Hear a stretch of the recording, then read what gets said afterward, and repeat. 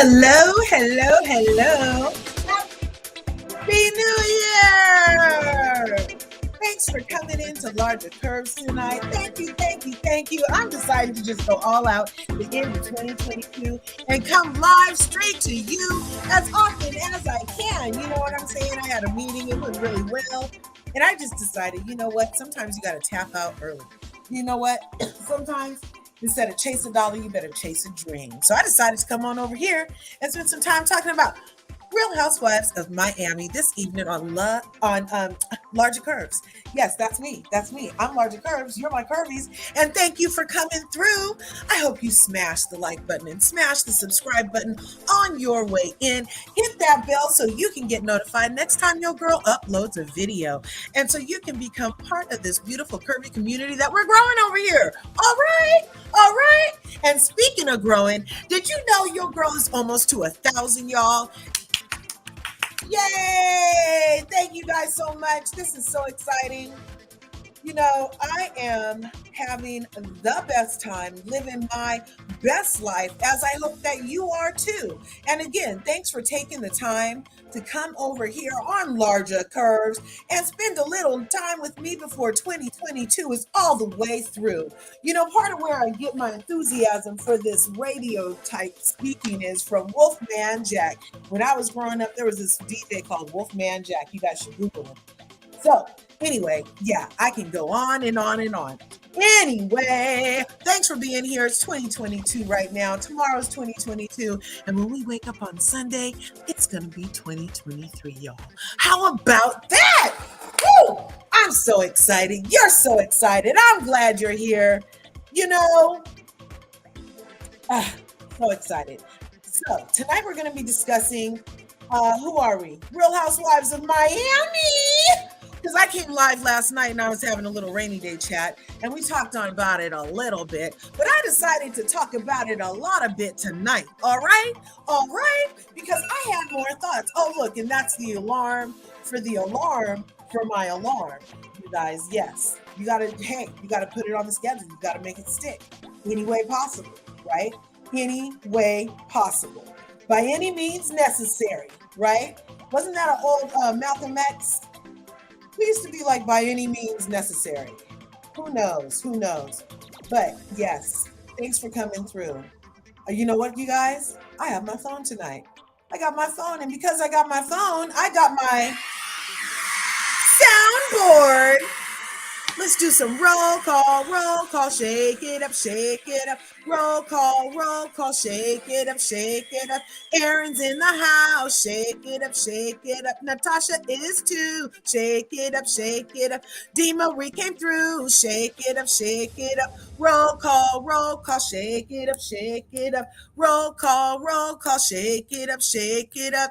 All right, okay, so yes, we serious about this because some things are happening over in the streets of Real Housewives of Miami that we need to talk to. And I know my good friend Natasha has some thoughts, because we got thoughts, y'all. We part of the level 7 and up crew. Hello. I'm gonna drop the link so that my good friend can come through and say hello and tell us her thoughts. I'm gonna leave you in the back for a minute though, Natasha, so don't be murdered.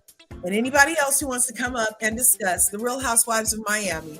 Well, I finished thanking the people for coming through. Look who else just got here. Dee Marie. Oh, girl, yes. Oh, Royer's World, you guys. Royer has a channel. I need somebody to put it in the chat so that you can go over to him and subscribe, because he has a baby channel, you guys. It's just a little baby. And so we have to breastfeed it and we have to help it grow and we have to burp it. And so if you guys can go over to my good friend Royer World's channel and support, press all the buttons, smash all the thingamabibs, okay? So that you can be part of that community too. He's here to make a positive ripple in this pond of a universe, all right? And so if you're into positivity, be sure you go over there and check him out, all right? Look who else came through. Robin Moore is in the house. All right, Robin Moore. All All right. All right. That's right. Let's see what Robin has to say. Hi, Curves in chat. I'm going to stick around for a bit for some good banter. I haven't watched Miami since it was first on Bravo, but it seems like it's good this season. It is. It is. It really is. And, I'm still trying to, if anybody can help me, I need some help, you guys. And if anybody can help me, I would love it. Okay. Let me see. Do I have a background up? Because if I have a background up, I'll turn my camera on. You guys can't see all the... Should I be in the living room in the villa or the living room by the pool? Or should I be in Morocco? Or I could just go with the theme of the evening and see if this works, but it might wash me out. Let's try it. Let's try it. There she is, y'all. Hey. So, thank you for coming through. Where's the link, Curse? Oh, I didn't press enter. Oh, I have to press the blue thing, girl. Thank you. Look, Natasha's all, where's the link? There it is. There it is. Okay. There it is. Okay. Look who else just got here. Just Simply's in the house, you guys. Oh my goodness. Thank you so much for coming through. Thank you. Thank you. Now, in the thumbnail for this video, I had a nice little synopsis because I used to love to do like a 60-second synopsis of the stuff. Okay. So let me see. That was my equivalent to a 60-second synopsis. Was what I said in the description of this video. So we've been listening to the French videos over here on the Larsa Curves. So excuse me if I go to France in my accents for a moment. Yes, like that. All right. Okay, so a real quick sum up of Real Housewives of Miami is, okay, not in any particular order. Alexa meant every word, Julia. Gurdy. Marisol needs a cocky. Adriana's dude is not married. Shaman set a fire. Lisa has lunch. Kiki is a loner. Larsa knows the ropes. And oh, yeah, Nicole was there. So that's my basic for the Real Housewives of Miami. But there was a lot of good stuff in between. So, yeah. But that was just like a real quick. Natasha is in the back. I'm going to bring her up. Natasha! Hi. That was a pretty good synopsis, right? Yes, it was. I loved it. Right to the point. Very efficient. Right? Totally to the point. Boop. But amongst all of that was a lot of others. So this is my good friend Natasha, you guys. She's my East Coast sister. And we have so many similarities.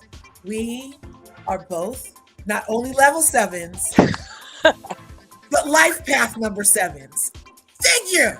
Okay? Right? Okay? So we're baby aliens. We can't help it. Aliens. You have to be nice to us because we don't know all our powers yet. We don't know. We're not sure what'll happen. No, like for real. So like, when did this episode even start? Like, what was this? I don't even remember because I feel like it was like tying in. Was it? Oh, it started right after the argument, right? With Alexa. Yeah. So it picked up. So I heard like a little bit of Sebastian last night and like the girls, and they were like, yeah, Alexa's meant everything she said. There is a layer of what Gurdy was saying that I liked when she was referring to like how the hierarchy, and she's like, I don't play that. And I've always been that way too. Like whenever someone tried to like haze me and it just like didn't work, right. It would make them very angry because I'm like, no. We're not doing that. And I very much believe I like Alexa.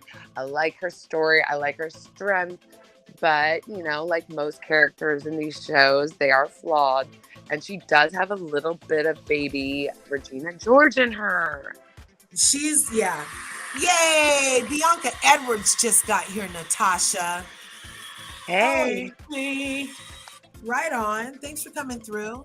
But I feel like I don't feel like Alexa's baby really anything. I think she knows what she's saying, says what she means, doesn't care how she comes off because she knows she can get away with it and is used to it. And so she doesn't really feel a need to adjust. I felt like what she said to freaking Julia, and oh, you're Russian, you know how to be a prostitute, that was such a racist stereotype because I always call them out. So I got to call it out here too. And from what I understand, people have been chastising me talking about, but it's true, Curves. It's true. Not only did Alexa say because there's a documentary, but people were like really telling me there's a documentary. But Alexis, you're going to mention documentary, you of all people. You, of all people. I know, right? Freaking, what is it? Drugstore Cowboy? Yeah, that's just silly. Like, you're literally in a documentary, Alexa. Literally. For your stereotypes. So, like, what? This is outrageous. Outrageous, even. Outrageous. Yeah, Sebastian specifically was in here trying to read. First of all. Yes, first of all, himself was in here. And he and Lola were letting me know that it was what it was because that's how Cubans are, and that when you're Caribbean, Cuban stuff, that's just how it is, and that we have to get used to it pretty much because it wasn't gonna change, and that's how it is, and that she was serious and meant every word, and that the sorry that she gave was as good as it was gonna get. So, like, seriously, why are you still telling me I need sorries? But it didn't make I feel like Julia, I mean, she's flawed too, but you could tell that she was hurt. And I mean, her sorry was very lackluster. And I understand when you say sorry and you apologize and it's annoying when people keep going and going and going. And you're like, right. I already apologized to you. I can't keep getting punished for this. You know what I mean? But on another level, like her apology was very dry, and you could tell that if she just showed a little more emotion, and I don't know, like you could tell like that's just really what Julia wanted in that moment, because you could see the hurt in her face, because you could see that she's probably have faced that in her life a lot. Ooh, you know what I showed last night, Natasha?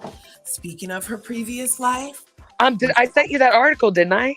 Yes, that article, and Gabrielle. Yeah. She sent me the documentary clip for YouTube. Mm-hmm. I saw that, yeah. Actual Julia in it. And you guys want to see it? I'll show it again. But yeah, I feel like that has a lot to do with I remember reading about it last year when she had mentioned it at the reunion. I was like, what in the, I got to get to the bottom of this.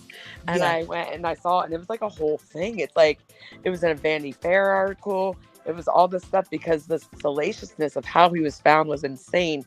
He was like the third richest man in France, and he died via his mistress while wearing full-on like S&M gear. Right? Was that the latex man? Yeah. Uh-huh. Like full-on latex S&M gear, like hardcore. Yes, hardcore, you guys. Hardcore SMBDR. All the letters. Yes. All the letters in a paddle. All the letters in a paddle. And a paddle and maybe a whip, throwing that too. And a nipple clamp. Of course. There was this Christmas tree in a country that looked so much like a plug. I was like, I saw that. I was like, what in the? They must be. It was in New York. Yeah, and it was like so randomly exactly like what a butt plug looks like. I was like, they could have made it a little more Christmas tree-ish. Like it wasn't even the silhouette of one, really. It's like, yeah, it was full on. I think it was on purpose. I think it was on purpose too. Because really just like one, you guys. Did anybody else see the picture? I'll have to go look it up. But yeah, if anybody wants to see, I'm a firm believer in people aren't that dumb. Huh? I'm a firm believer in people aren't that dumb. Right. I hope not. I don't know. But yeah, so I think that Julia, she might have been holding on a little bit because for one, that was hella rude. Don't say that about my people. Because you imagine if one of the ladies said, oh yeah, all black girls play prostitutes in movies or some BS like that. Do you know what I'm saying? Like that is just such a stereotypical racist remark that people would call it out. So I had to call it out because that was just like, I don't care if there is a documentary on that stuff. Don't be saying it out loud to the lady's face like that. And for the record, I'm not Russian, though. I'm just Eastern European. I just want to say that. And then get upset when there's a freaking pushback about it, right? Like that was so, at least let her have her reaction to you calling her a prostitute to her face. It was just like, you could tell that everyone's like, why are you saying that? It's like dampening the mood. It's unnecessary. We're all having fun here. And you just randomly threw a dagger. It was just weird. Yes. Everyone's like, it's like the record stop. It was like, Rrr? Yes. What? Even her best friend was like, what's up? Yeah, you know, Marisol, if the cocky can't cover it up, that was a big statement. Yeah, because I remember like in one of her things, she was like, you know, that's my girl and all, but even I get a little scared when she gets, there's no stopping Alexa. Right. So that's where it picked up, was on the bus with Alexa and Julia. And oh my God, did you see this? In the house, grand evening. Yes. Grand. Yes. One who cares is in the house. That's such a nice name. Thank you for being here. All right. All right. So yeah, we're on Real Housewives of Miami because Alexa was giving Julia what for about her reaction on the bus. All the other ladies were pretending. Oh my God, the empanada lady in the truck spying on them. That was hilarious. Oh my gosh, she couldn't get enough of it. She was like, oh girl, I got a front row seat. But the way freaking Alexa also got all like this with her on the bus. Like, I was like, really? And then saying Gurdy couldn't look at her a certain way. I feel like Alexa's being too much, you guys. I don't know like if I'm weird, but like I could not sit there and not say anything. And like, even if I found Julia annoying, I could not sit there and not like be like, what are you doing, Alexa? Can you calm down? Yeah. That's like, one thing about these shows. They kind of let the people have their moments. You know what I mean? Whether it's good or bad, they allow it to happen. I heard that they do because they won't let them stop filming until that happens. Right. Right. And it's probably one of those situations, better her than you. And oh, great, she has a storyline that's not me.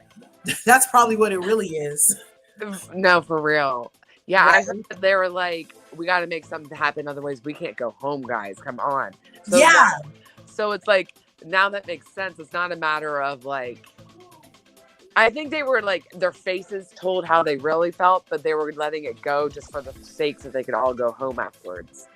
Yeah, but somebody should have said something instead of let her argue at her that all your people are prostitutes. Yeah, I can't just let them get like abused for no reason. I have to say something. Yeah, Adriana did finally speak up, and then she's like, and your dude is married. So there's that. What do you believe in? Do you believe this story?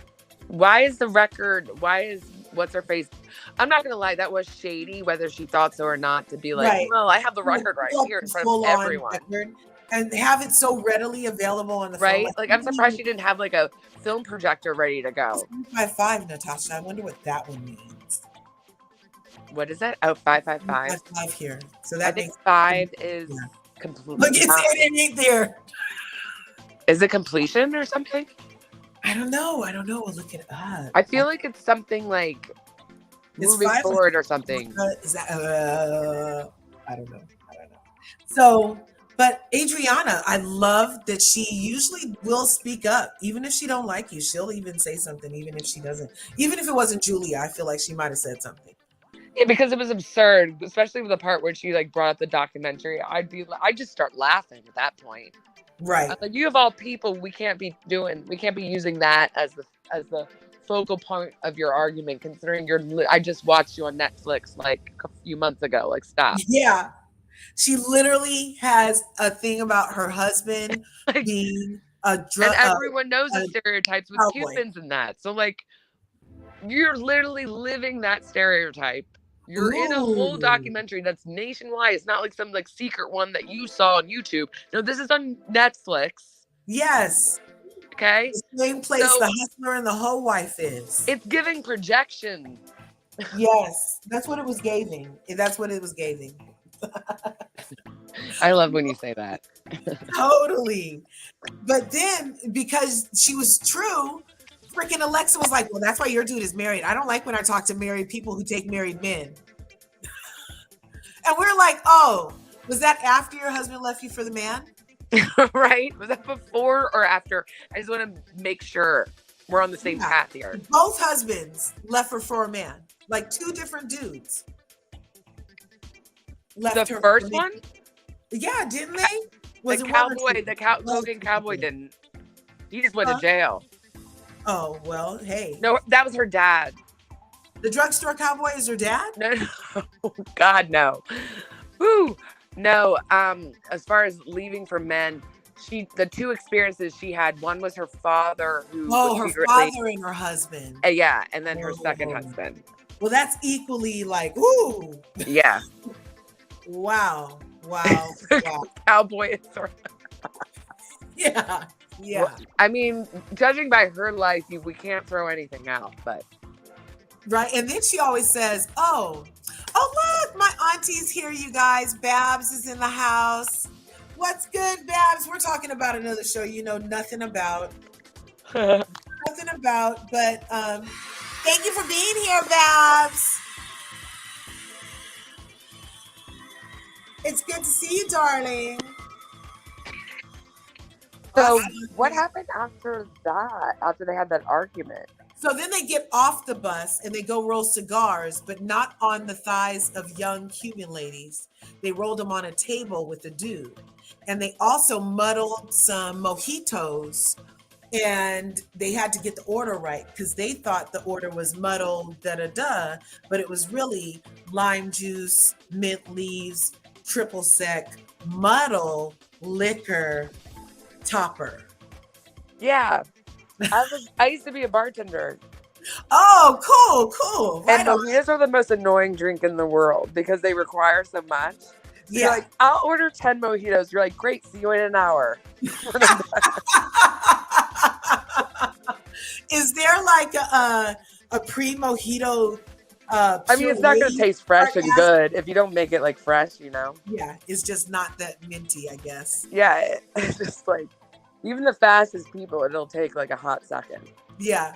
So they down shots, which is the last thing Marisol, the cocky lover, needed, but the first thing that she wanted. And they had more shots, and then Gurdy was working herself up over there. Gurdy. I love Gurdy. I love Gurdy, but she's a mess sometimes. She can be quite the mess. I love how extra she is. I love how fast Did you see that facial expression video montage?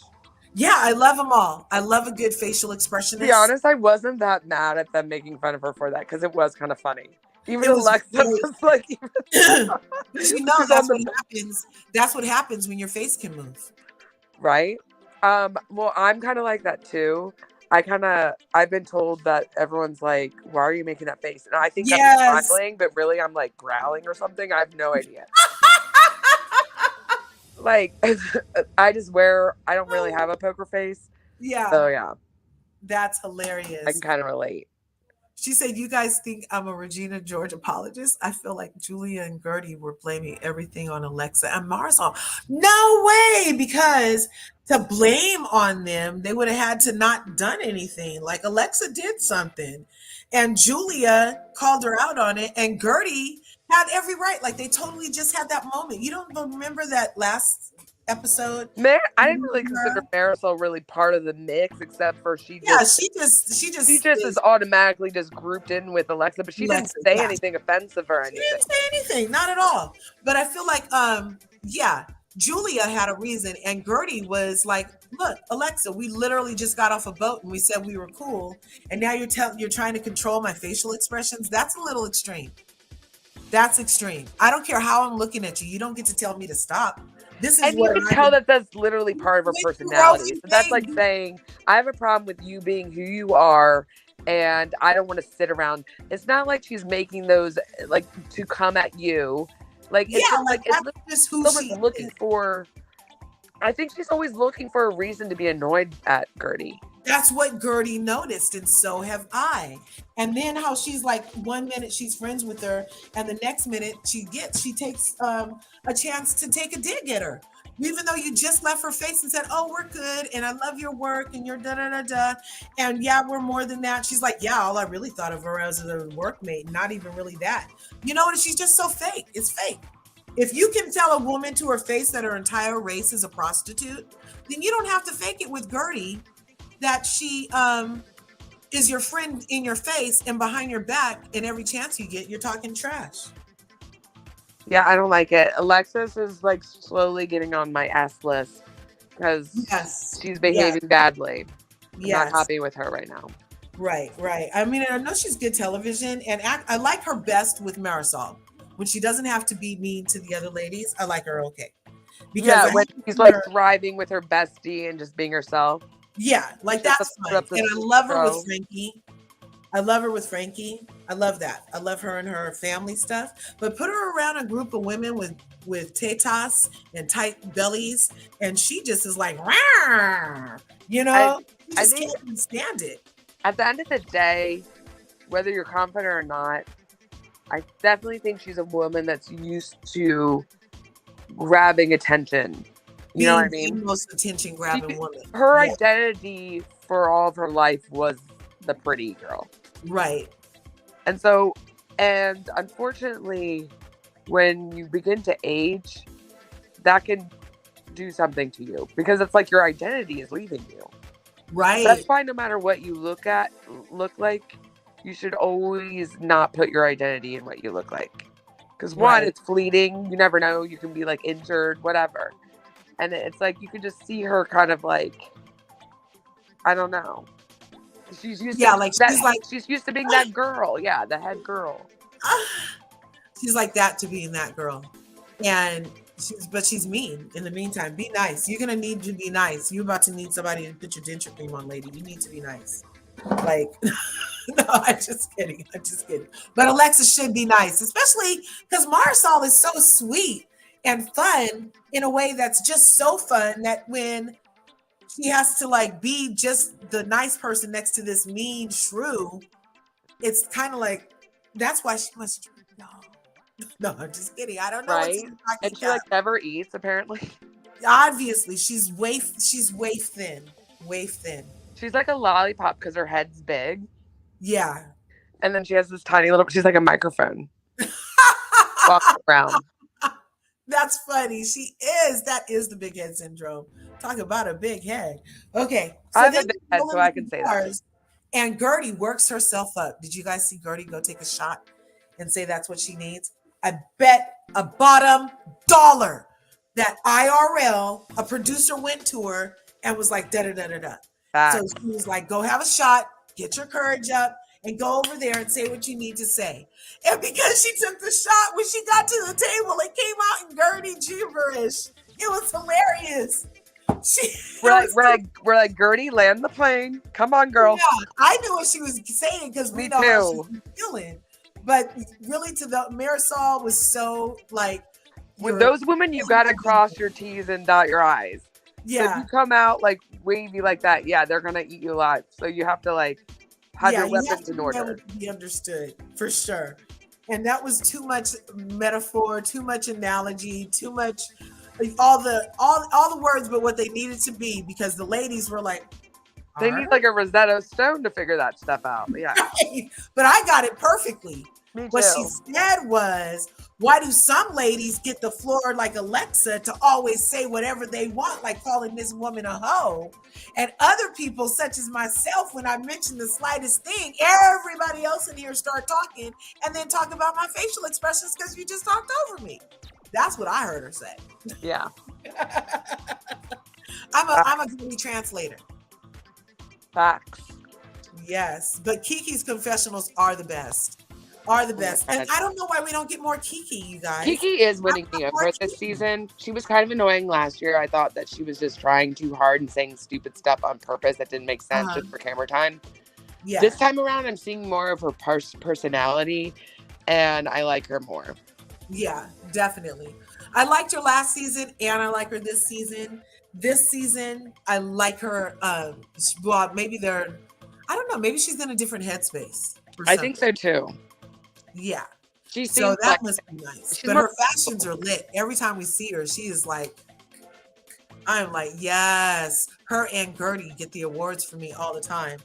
And Marisol gets an award. Who else? Nicole. I want to know what Marisol's skincare regime is. I was gonna say, I said it yesterday. Isn't she looking taut? Yeah.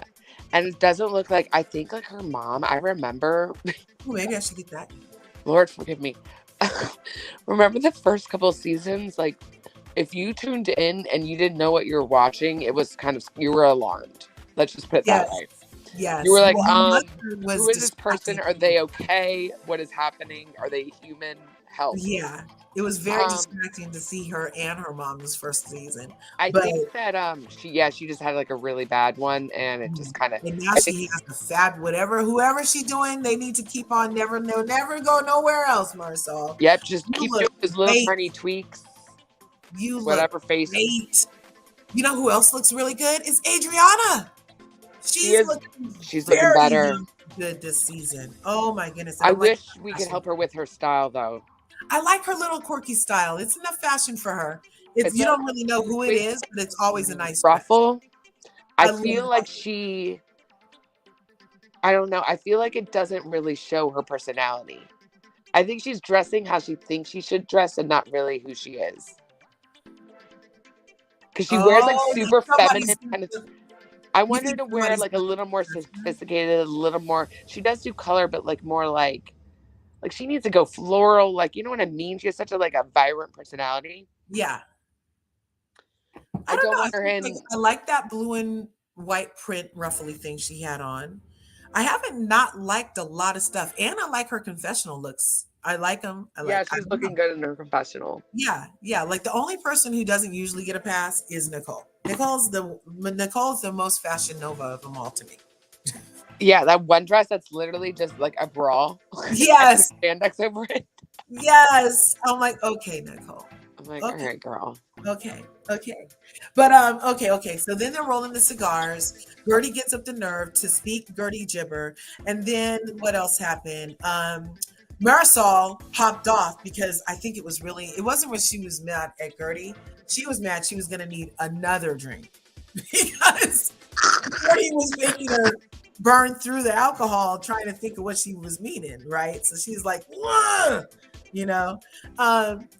and then Larsa didn't say anything. Why did they edit out? Or is Larsa Waldo this episode? Like, she hardly said anything. I think she was. I don't know. I hope that she was just like still in the back of her head, concerned about her friend. So she wasn't like super into the mix and like blah blah. Because when you like have like a concern in the back of your head, like you can't really fully get into it too much. Yeah, that's true.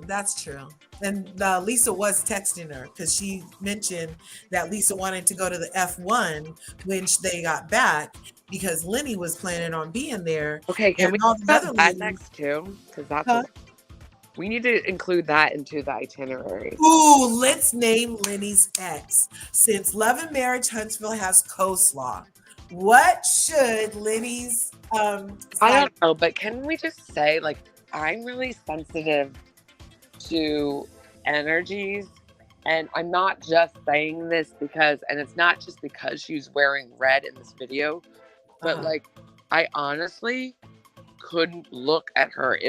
Her energy was so disgusting, and she just gave me like this like succubus kind of energy where she was like licking her, like she did that weird tongue thing. Did that weird licking again when she put the camera on her. She looked just pure evil. It was just like I couldn't even look at her. I didn't want to. I'm like, gross.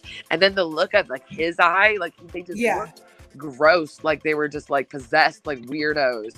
And I was just like, just get out of there. They're possessed by the demon of lust, you guys. Oh, wait, didn't we disagree again about what? What we said? Wait, what are you disagreeing about, girl? Until the end. Yes. Okay. Nicole is the worst. Yes, Nicole is the worst. Until the end, you mean? Oh, until the end she was the worst? Wait, but what did you disagree about? I don't know. Okay. So I'm like back and forth with Nicole. I don't like have a huge opinion about her, if that makes sense. I am feeling like Nicole might be the end up the Jen, Erica, Todd type thing of the bunch. I don't know why. What do you mean? I don't know why she's Odd. giving me the vibe of the Girardi, just like the over the top. There's so much. The Jen Shaw, there's over the top. There's so much. The Chrisleys, there's over the top. There's so much. And then her relationship. Because I'm like, why do they need this huge, gigantic house, a jet, a helicopter, a boat, and that was weird because last year they were discussing that, and she was like, "Why do we need this like $40 million house in Star Island?" Like, or like, yeah, like it's just not island. It wasn't Star Island. It's just bizarre, and I don't know. What does he do? We need to get to the bottom of it because lawyers don't make up that much money. Like missing surgery to be their pilot, wasn't he? Is he a plastic surgeon? And she's a doctor. She's an anesthesiologist, and they make bank. Yeah. Out of all the doctors, they're like the ones that are the most lucrative because you're basically like killing people and bringing them back to life on the regs. Yeah. But like in a good way though. Right, not in the Korvakian way. No, like I mean, like anesthesia is a big deal, and it's required every single surgery. So like it's very highly needed. But he is my understanding that he's a lawyer. Oh, look, yeah, Mademoiselle. Thank you. Thanks for being here. Says Anthony is an insurance lawyer. Right on. Okay, so like, do they make that much money? I just think it's weird. I get lawyers, especially when you're among the wealthy, you get paid more than like probably a lawyer in a small town. But this is still looking like Erica Jane kind of like an insurance conglomerate or something, and they give him whatever, and then he invested in Bitcoin or something. Yeah, it's giving like if it's legit, then he made outside investments. Yeah, for sure. And you can buy property with Bitcoin too. So if he had $40 million in Bitcoin and happened to be able to do all his transactions that way, that's excellent. You know what I mean? So yeah, there are people who will go for it. And then it wasn't actual money from his job that it needed, and it will make sense. And nothing will ever come up about a list of clients anywhere or nothing like that. I hope it's not. But right now, it just feels like so much excess out of all of them. That feels like a lot of excess. I know. I always thought about this. Like sometimes I think about this. If I ever was that level of wealth, I would feel weird. I don't know. Like that much excess. Keeping up with Cam is in the house too, you guys. You guys keep coming through. Thank you. I appreciate you. Right on. Mademoiselle came in too while we were talking. Mademoiselle is saying, I don't think so. Both of their incomes combined don't equal what they have. Yeah. Right. So we're saying if it's legit, then there has to be some outside investments, I would assume. I'm no expert. God only knows. I'm not expert either.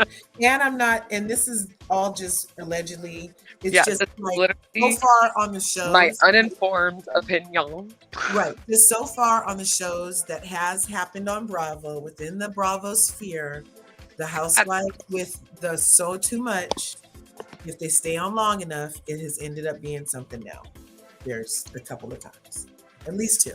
At least three. No, then the other one. Yeah, because even on Roa. We don't make the rules. We just watch them. Yeah, we just watch the patterns emerge, you guys. So, yeah.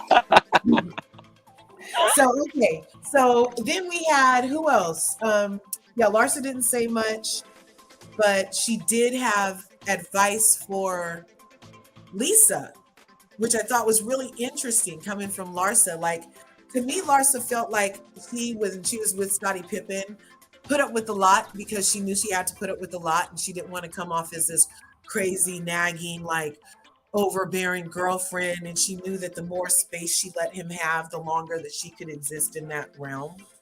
You know what I mean?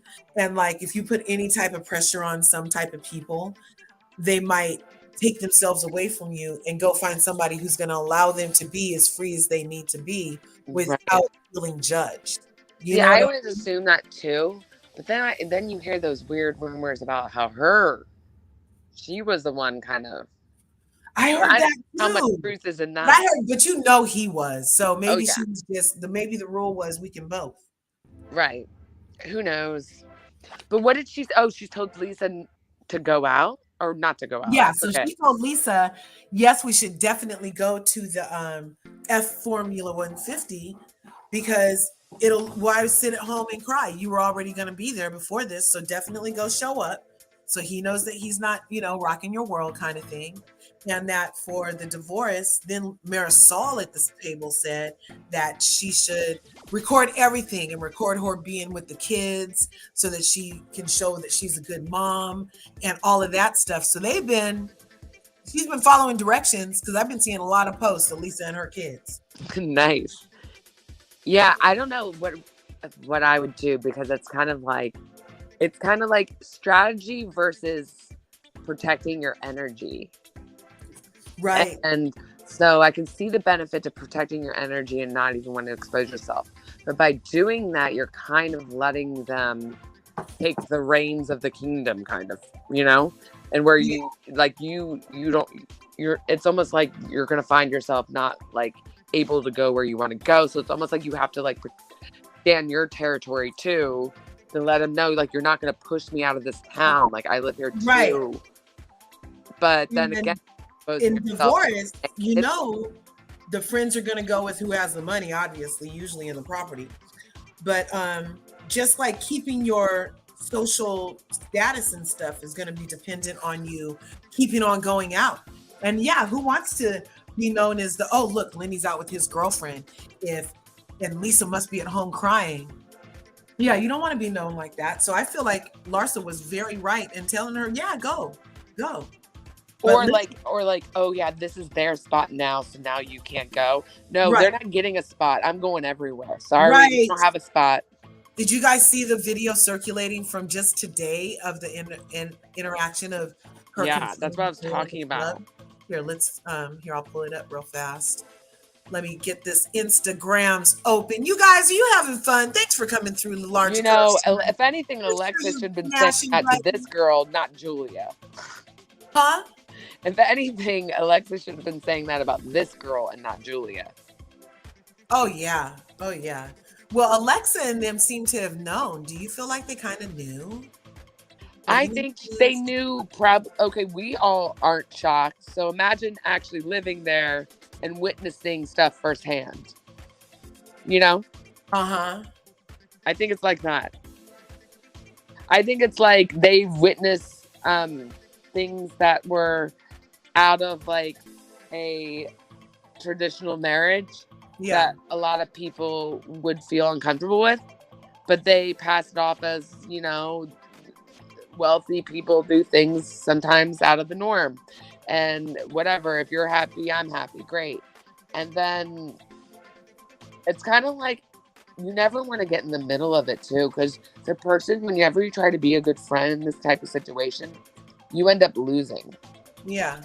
So it's like against your best judgment, because like I know my instinct is like I'm like definitely a mama bear with my friends, but like I've learned that like especially in romantic relationships, like it's really best to just take a step back, and then when they need you, when it's really over, then you can come in.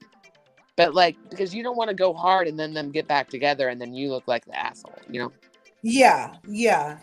You got to keep it flexible with your friends, because as they grow in love, they're going to test your patience as a friend. Mock my words. And that's the gospel truth. Right? Yes. But yeah, they were at that. But I'm really liking how Larsa is like rallying behind her. It's showing a sign of loyalty, and I love a good loyal friend. It's one of my favorite qualities. Not like blind loyalty, but like where I'm like, I'm not going down with your ship if you're doing something wrong, Yeah. But I love a good like loyal friend, like not fair weather stuff, Exactly. What happened? And then we don't forget the little bomb that Lar drops. The bomb that Lar dropped? Yeah, about Julia making out with a dude. She said that last night? Yeah, it was the very last scene. It was like to be continued. No, I got up. I was like, okay, You're what? like, it's over. Yeah. I was like, see you, bye. Bye. No, she goes, you can tell like they filmed that just so she could say that because she was like, they were like all chatting. And she's like, yeah, guys, I have tea. And they're like, what? And she's like, I saw Julia making out, or I know someone who saw Julia making out with a dude. Poor thing. Julius, I will be very surprised if that marriage lasts. Uh-huh. Me too. I think I just freaking deleted my whole group. Anyway. Are you trying to pull up that little scene? Do you think Alexa and her dude are going to last? I hope so. I do like Todd.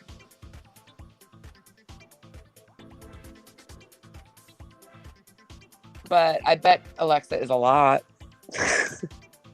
A lot. Okay. I just erased a group, you guys. I'm sorry, group. Aaron D, I just erased the whole allegedly messy conversation from my phone. I'm so sad. Darn. Okay. Oh, wait, you're pulling up. Yeah, I was trying to go to my allegedly messy thread because I know that they shared it earlier, but we were looking at Lisa. What's her name? Hochstein. Lisa. Yeah, and I heard that the mother-in-law is like suddenly against Lisa, but I can understand because Lenny was like, "Oh, you want to be on her side? Well, guess what? We're not going to pay for your condo anymore." And Lady was like, "Okay, sorry, Lisa, gotta go. Need a home." That is, yeah. She was like out of there. Let's see. So Lisa, we were looking for that video, you guys, of Lisa. She was like recording him and the girl in the club. That was a lot, Lisa. She better be careful. She might be giving him the that girl looks like literally like a little demon. I can't stand her. Her energy is horrible, and she's wearing red, and she looks like this little like. It's almost creepy, and his face, like you could tell, he's just like literally overcome with lust. Okay. She looks really young, way too young for him. To the point it looks weird. Yeah, like he looks a little Woody Allen going on over there.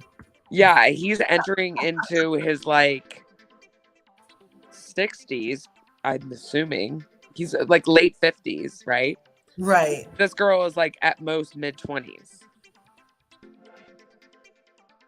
Yeah, she looks really, really young. She looks as young as Lisa when he met Lisa. Right. He definitely has a freaking type.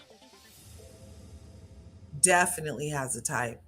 But poor Lisa, how do you guys feel? Like, so last night we had a full-on debate, Natasha, about whether or not Lisa loved Lenny.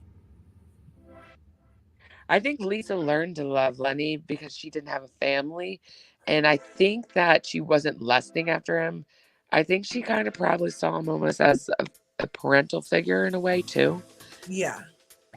Like, I feel like it's a very, although they're not the same people, but like when you break it down to like the nuts and bolts of it, it's kind of like, it's very similar to Ashley. Like, they didn't have great parents, and then you have this older man that's taking care of you, and like it's kind of like you almost like adjust to like learn to love them, but I don't think it's ever to the point where you're like lusting and you're like, that's my man. Yeah, you know what I mean? Right. But I think she really became obviously codependent with him. Yeah. For me, the difference between her and Ashley is, okay, Ashley wanted to have the babies with Michael. I know. That's what's crazy. Lisa got talked into having the babies with Lenny. I remember that. That's my biggest difference. So to me, Lisa was playing her position like, okay, he's old. Okay, I might be his trophy wife. Okay, I don't necessarily love him, but I'm on this gravy train, right? But then him and his mom, remember, they sat her down And we're like, have this baby. You're Remember? like, I'm going to leave you if you don't have these babies. I feel like, I don't remember for sure, but I feel like it was something like that. Yeah. And that is horrible to now see him treat her with so much disdain and everything that's happening and being And out he's with like, get the kids out of here. Like, it's just gross. It's just really gross. Horrible. So here, let's look at Lisa confront old boy.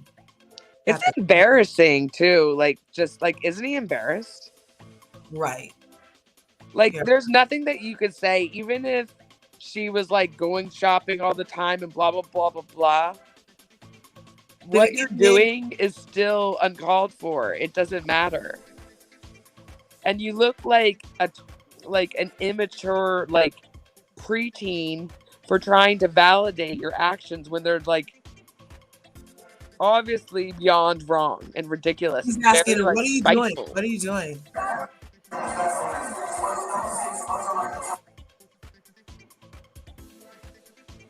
I'd be like, what is it? What do you think I'm doing? Where? The tongue? Yeah, she was just licking her lips. Yeah, the weird lizard tongue. Like, why would she do that? It's creepy.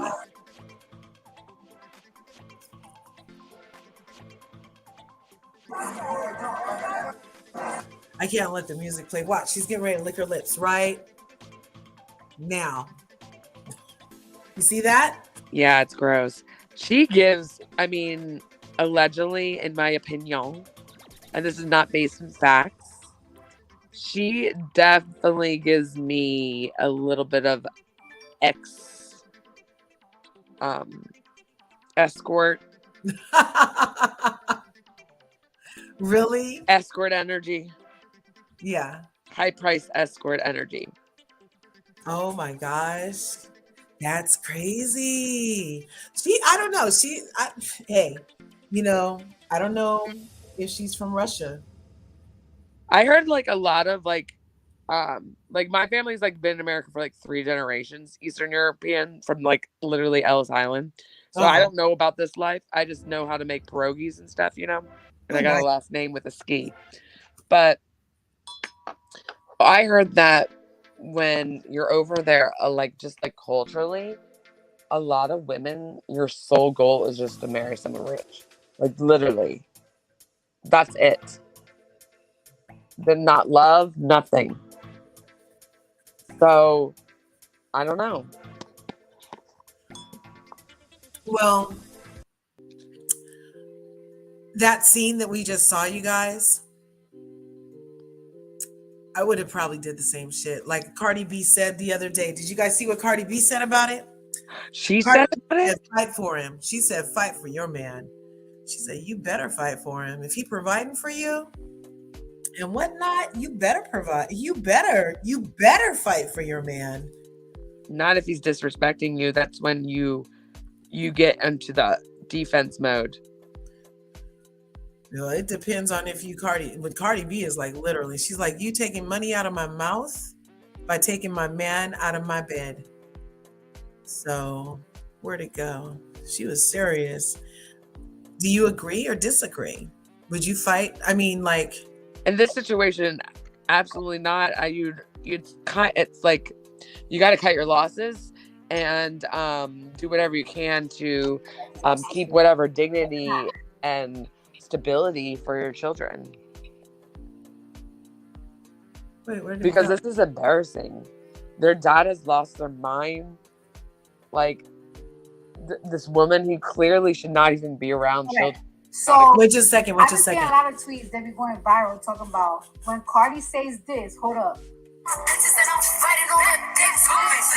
These tweets talk about what Cardi say she fighting over dick too. I don't feel her on that. But this is my thing, right? This is my thing.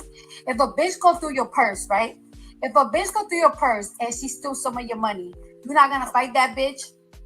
Yeah, bitch, you gonna fight for your money, right? So if a nigga's providing for you, giving you money, paying your bills, doing all that shit, and a bitch go take him from you, you're not gonna fight over that dick because that's your money.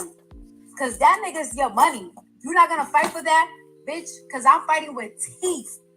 I'm biting you, bitch, over my nigga. Yes, I am. Fight me over that date. Now, if it's a broke nigga, bitch, I can help you. You deserve charges on this bitch. I don't give a fuck. How about that? Because I'll say if I'm drunk or not. But like, he doesn't care.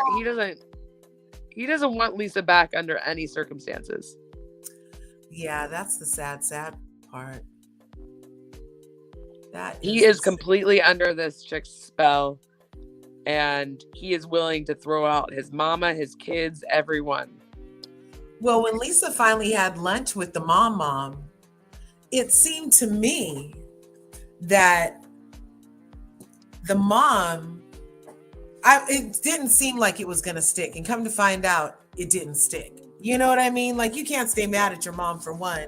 And she didn't really seem to be like, oh my God, I can't believe he did this. What kind of man does this? She didn't seem really like, about it. Like, I felt like if she was really like in his ear about how wrong he was, I didn't feel like that was happening. I mean, she was just trying to like, I definitely like peeped that she was trying to like blame most of it on the girl. Yes. Like she welcomed. Yeah, her son got enraptured or whatever. But hey, you know, just because it gets hard doesn't mean jump on. That's all I'm saying. I mean, it's a good life lesson, you know? Yeah, you know? And now the whole family's getting, but I'm serious, you guys. Put it in the chat. Coleslaw is the side piece, the now famous side piece from Love and Marriage Huntsville. What should be the name of this side piece for Lenny? You guys just saw her. She was the lady in the red dress. We need like Russian food, but Russian food isn't really spicy. Borscht? You want to call her borscht, or is that an entree? Is borscht filling? Well, I don't borscht know. Is red because it has beets in it. Oh yeah, I like borscht. Beets and like a bunch of different meats and vegetables. I don't know. We call her coleslaw because she's a side piece that wanted to be a main dish, and it never was going to happen. But I love coleslaw, so like I hate how that's negative now. Yeah, well, only if you are. True. You know, but if you are by choice and you like being coleslaw, hey, great. She's like a cat burglar. Who, the girl? Snuck in and stole. Yeah, I think she needs her butt whooped. I would fight. We would have already had a fight. Honestly, like when she pulled that weird demon lizard tongue thing, maybe that's would have blacked out. Maybe like, that's I could see myself blacking out and just like floating over with my hands ready to go toward her neck. I wouldn't blacking out altogether, Natasha.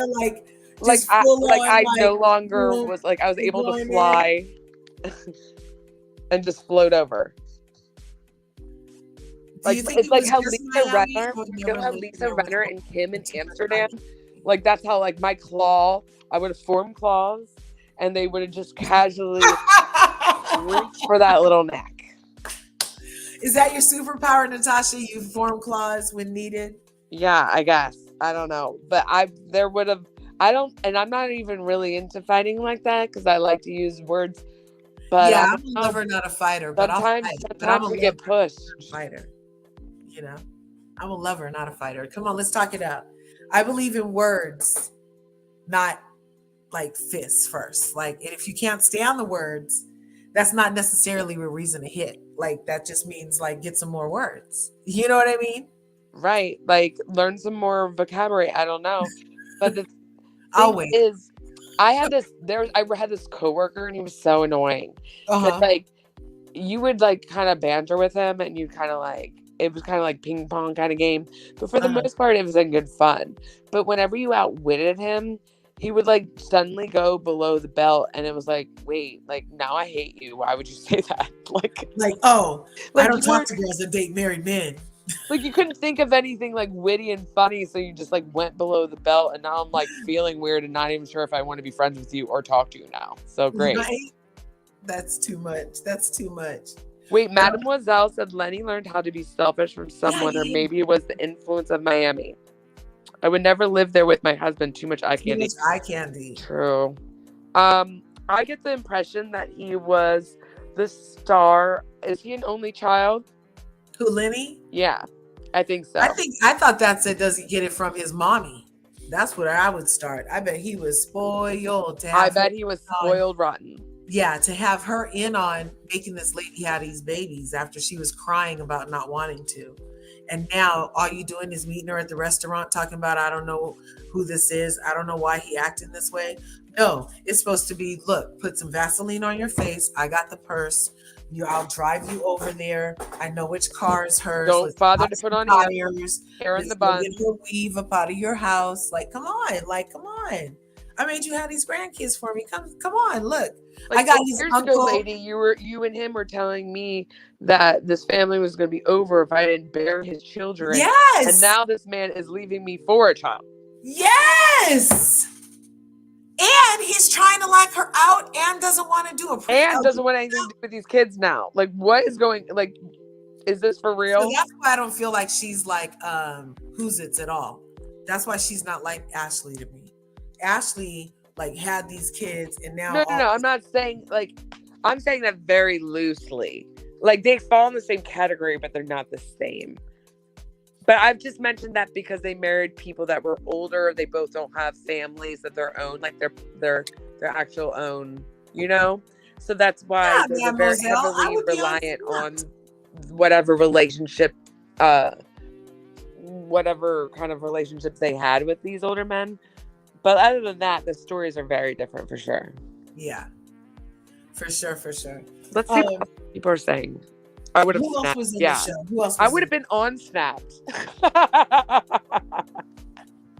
You know the show? You know is it on TLC? The show Snapped? With like women who murder with yeah.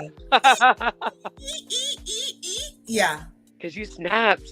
Oh my God, remember that one movie too? It's called Snapped. It's with J-Lo. She was in that abusive relationship and then she took all that self-defense and she I thought that was enough. Oh yeah, enough. I lied. Yeah, but I think there was a Snapped. There's a Snapped something. Yeah, so it's insane. What is the status of what's going on now? I know that girl tried to give a restraining order on her and the judge and it did not work. The restraining order the judge was like, are you serious? No. Yes. The judge was like, please. This is going in the trash can filing bin. Hodgson restraining order. Not Renna. I don't want nothing about Renna. Lisa Renna. Hodge. Yeah, so she's Jamaican. You guys know that, right? So there's a debate that I heard last night too, and I kind of agree. And it was talking about how long Lisa has known and or has she been aggressively in denial, and that's why he's so blunt.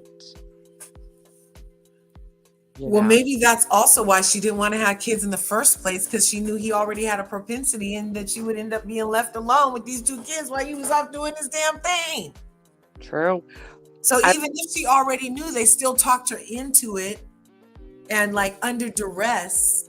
And so now you want your family, of course. Everybody wants the family card. You know what I'm saying? Yeah. Who wants that to be broke up? And you told me it was going to change and it would be better if I had these two little kids. And here they are. And now it's every turn there's a problem with the nanny and you'd rather be golfing. I guarantee you that they're probably like the worst employees. You don't have that many problems with nannies and stuff if you're easy to deal with. Yeah, they either have a reputation. No. I take that. I take that all back. What I even almost thought. So my people, they live in Florida, and as it turns out, there's a lot of shady stuff happening in Florida, you guys. I mean, people say they're going to do one thing and end up not doing it and get there, and it's not what they said it was, and they not who they said they was, and it wasn't how long they said they could stay, but they got to go now, and all kind of stuff all the time. Oh, wow. And they don't have like any, like, it's not like California. We just passed a law where all the freaking jails calls are going to be free from now on instead of having to be collect calls so that they can get help. Isn't that awesome? Like, that's going to be a whole lot here. So yeah, they're not thinking like that out there. Ooh-wee. So let's go on to who else is left? Nicole doesn't do much, and Ashley isn't on this show.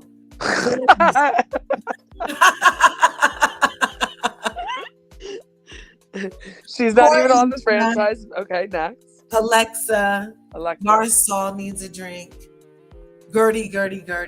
Now, I hope if Gurdy can string together some words in an order where it doesn't come out like she's like describing an event, like it's not like a Picasso painting where it's like like instead of the word for the action, what's that called? An onomatopoeia. Instead of the onomatopoeias, she needs to insert word here, right? So that she can say it, because right now I like her energy, but we need to make sense. Yeah, I think that she like loses track of her, like Marsha's here. No way. I haven't seen Marsha in forever. Ever. I always want to say Marsha. Marsha. Right on. Isn't there going to be a big blowout with her and Alexa? Like, have we seen a mid-season trailer? Or like, what is happening? Like, what do you think is going to go down? Maybe next week we'll get it. How many? We're not even that many. I think this was 7. Yeah. Lifetime has a movie coming out about a woman who plotted to her husband, and she put it on her blog on how she was gonna do it. These people are insane, y'all. They are.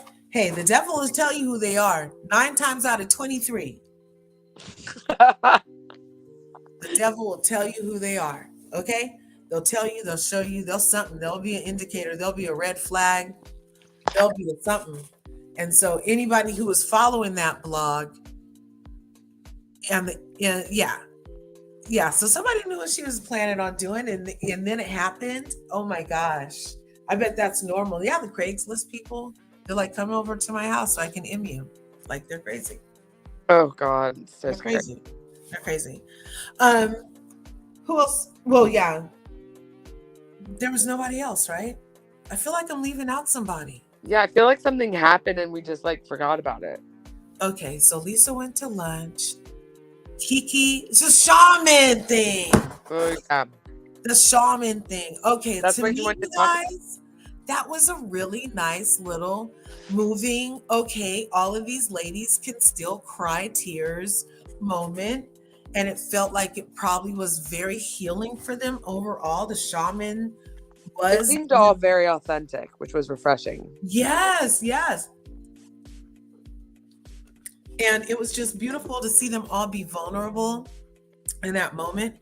And actually, I wish we would have had a little more of that and a little less of, oh, you know what, Alexa, your whole process. Yeah, I would have. Yeah, I could have stood a little more positivity, but there was a couple of people that didn't like the shaman scene. Like, it was just like, man. I don't know, but I really thought it was adding something that we don't usually get. I thought the shaman was weird. He looked like a little troll, but I did like the authenticity of everyone showing their vulnerabilities and maybe their past traumas of where they come from. Right. I thought that was nice. I'm sure that it was like healing for everyone, and it probably bonded them all too in that moment, which was nice. So they're not like always at each other's throats. Yeah, that was really nice. But of course, then they're going to pick it right back up, because why don't you tell us, Natasha, what you heard them say at the end when I thought it was over, but it obviously wasn't. And just like all the good freaking movies, I missed that part that comes on after you thought the movie was over. So go ahead. So, Marisol and I can't say that in the right way. How does Sebastian say it? First of all, but the Marisol, I say it bad, I feel like. Anyway, Marisol, why am I doing it so bad? I want to say it nice with a good accent, but I can't do it. No, like the proper way to pronounce it. Marisol. Yes, Marisol. Okay, it's because I said it very gringa. But her and Alexa are chilling, eating lunch, kikiing, laughing, saying dumb, useless things. But they're funny, it's cute, whatever. And then here comes Larsa, because she's going to be the trio. She's coming in. She's wearing a dress with like a random like black thing over one boob that didn't go with the rest of the dress. It was weird, but whatever. Yeah. Sits down. She clearly got a new crimper because she had full-on crimps in her hair. And they're all like talking, and then all of a sudden, like they're like fixing Alexa's dress, they're all laughing, you think it's all gonna be like whatever, and all of a sudden she just goes, "Guys, have tea." And they're like, "What, girl, what?" And she goes, "A friend of mine saw Julia making out with a guy." And they're like, and like Alexa almost falls out of her chair. I mean, I would too. And Marisol like doesn't even know what to do with her face. Everyone's like, no. "What?" And then it goes, "To be continued." Oh my gosh. No way. Oh. No. Yeah. This past episode was episode 7. Julia, I want that baby girl to get some therapy. Yeah. A little therapy goes a long way, people. She really needs it. Is this episode 7 here? I'll look it up, you guys. Let me check. Yeah. Marsha, there's one more episode out. There's 7 right now. That's what we're talking about. Yeah. So far. Oh, Marisol's spilling about allegedly Julia kissing guy. I don't think it's true. I don't know. Hopefully it's not. So yeah, the next one comes on. They need to leave Julia alone. Like, I just feel like she's wounded. You can clearly see the woman's wounded and going through a lot. And just to like pick on her, even if you do have tea, I don't know. It just seems like low-hanging fruit, you know? Am I wrong?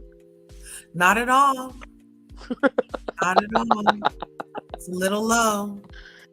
Like, you know what I mean? It's like, all right, guys, we get it. This could be scandalous, but come on, guys. Like, yeah, so this episode is season 5, episode 7, Stars and Cigars. Yes, that's it. No, don't take it. Don't take it. I feel like you guys were talking about something juicy last night about it, and when I was listening to it, I was like, dang it, I have stuff to say, and now I can't remember. We were probably talking about the love. We had a good conversation about like vagabond love and like. What do you mean by vagabond love? And having to have a contract established so that you don't get like too hurt in your relationships, and the commitment should override the love aspect in your relationship. And actually, I heard that. I've never been married, but I heard that someone said that like love is not enough for a marriage. Yeah, the commitment is the main thing. The only thing. Because I love grass. You know what I'm saying? But am I committed to grass? I love a good coconut cream pie. Am I committed to grass to the point where I want to have its child? You know what I'm saying? Like, so that's where I am. But Naughty Curves is Naughty Curves. Naughty Love. Naughty Love LLC is in the place to be. Hey ladies. Good evening. Thanks for coming. Good evening. So I've done enough talking. Go, girl. Tell us what you think. About what? Because I do not watch the Real Housewives of Miami. But you did have lots to say last night. Everybody, Naughty Love here. Let's show this. Yeah, I'm so mad I feel left out. Y'all were having such juicy combos. Don't touch it. Naughty Love has a channel in these YouTube streets, and you guys need to check her out if you haven't already. Make sure you go through. She's a positive sister. She spits knowledge. She covers news. She does reality. She talks about deepness. She talks about light. So if you want to go over there, support her, smash the buttons over there, and get at Naughty Love. And thank you for coming through, Naughty. Of course, always. Curves, it's my pleasure. Of course. You know, you two are both East Coast sisters. Hey, Natasha. Hey, girl. I lived in New York for 10 years, so like I've been around it. I feel like my Maryland accent got a little New Yorky for a hot minute, but now I'm back. Do you know, Natasha, everybody always thinks I'm from New York because I do like I know you're in New Jersey, but yeah, but I do like a lot of phone Northern services over the phone for my company that I work for, and the first thing out of everybody's mouth is like, "What part of New York are you from?" Because you say draw, and you say coffee.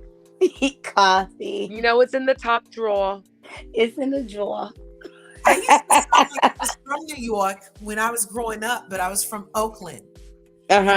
Speech impediment, and I had to go to speech therapy where they would give us not toothpicks, but nail files. No, popsicle sticks. That's what it was. This is a nail file. No, this is a fork. This is the nail file. And it was shaped like this. And it was a popsicle stick.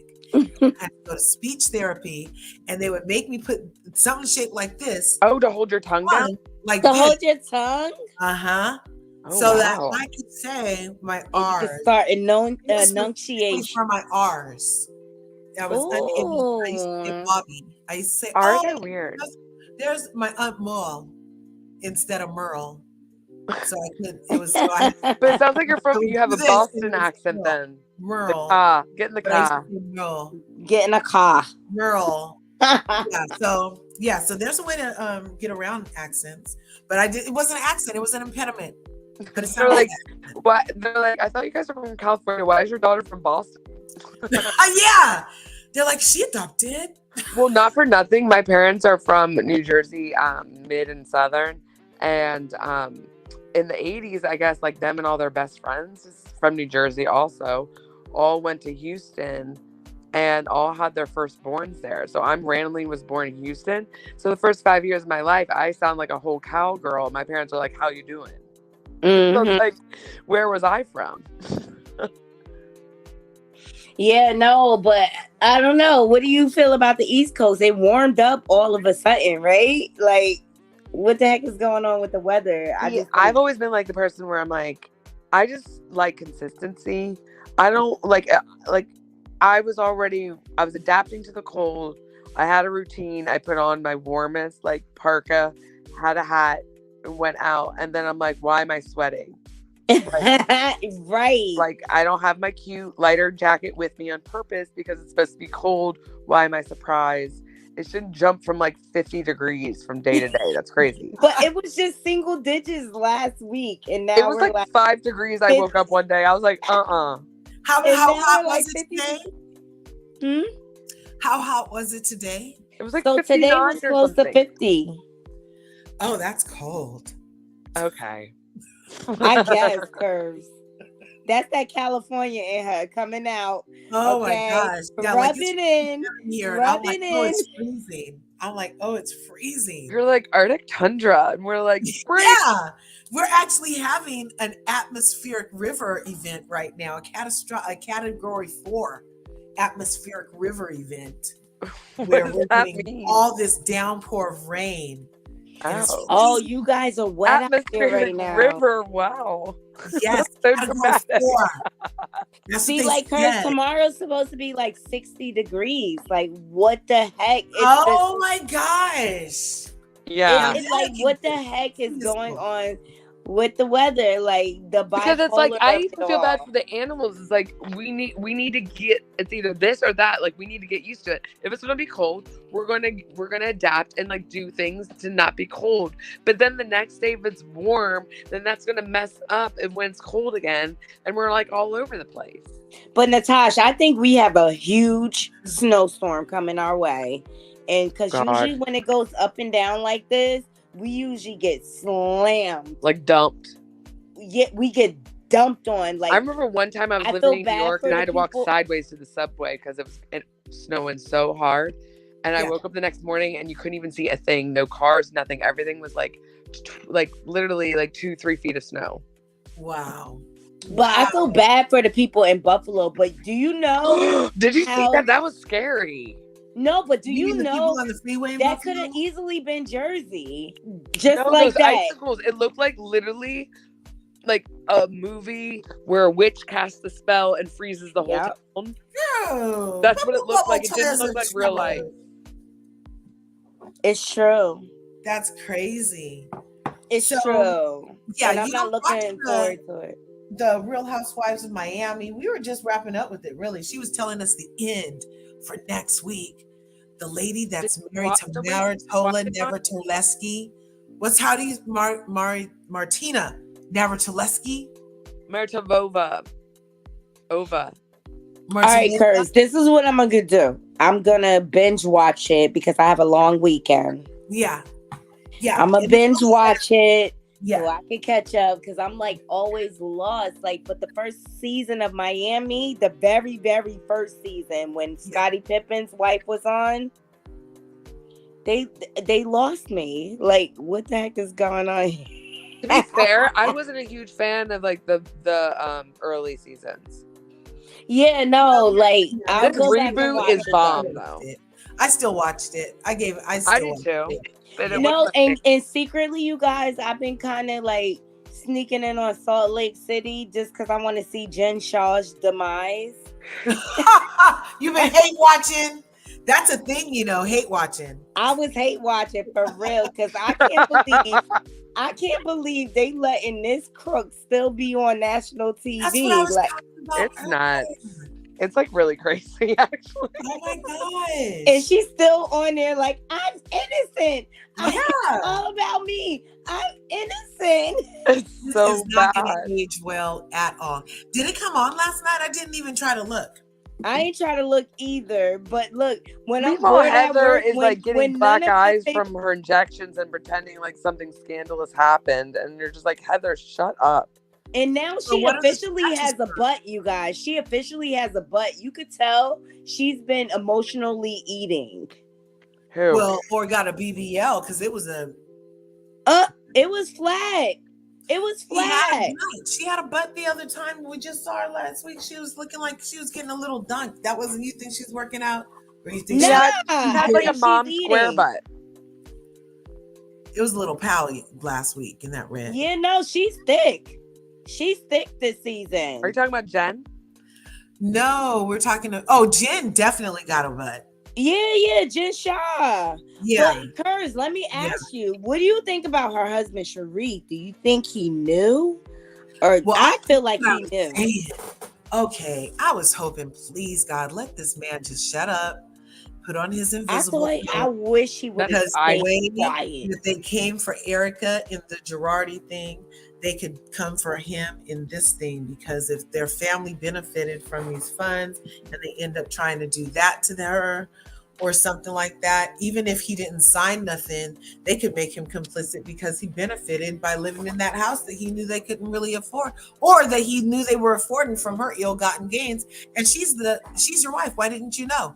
But I think him putting out that statement, you guys, where he's like, guilty. Oh, my wife was an innocent woman. These evil people took her down. That was his stance in that letter when she was asking for only 36 months instead of 120 months.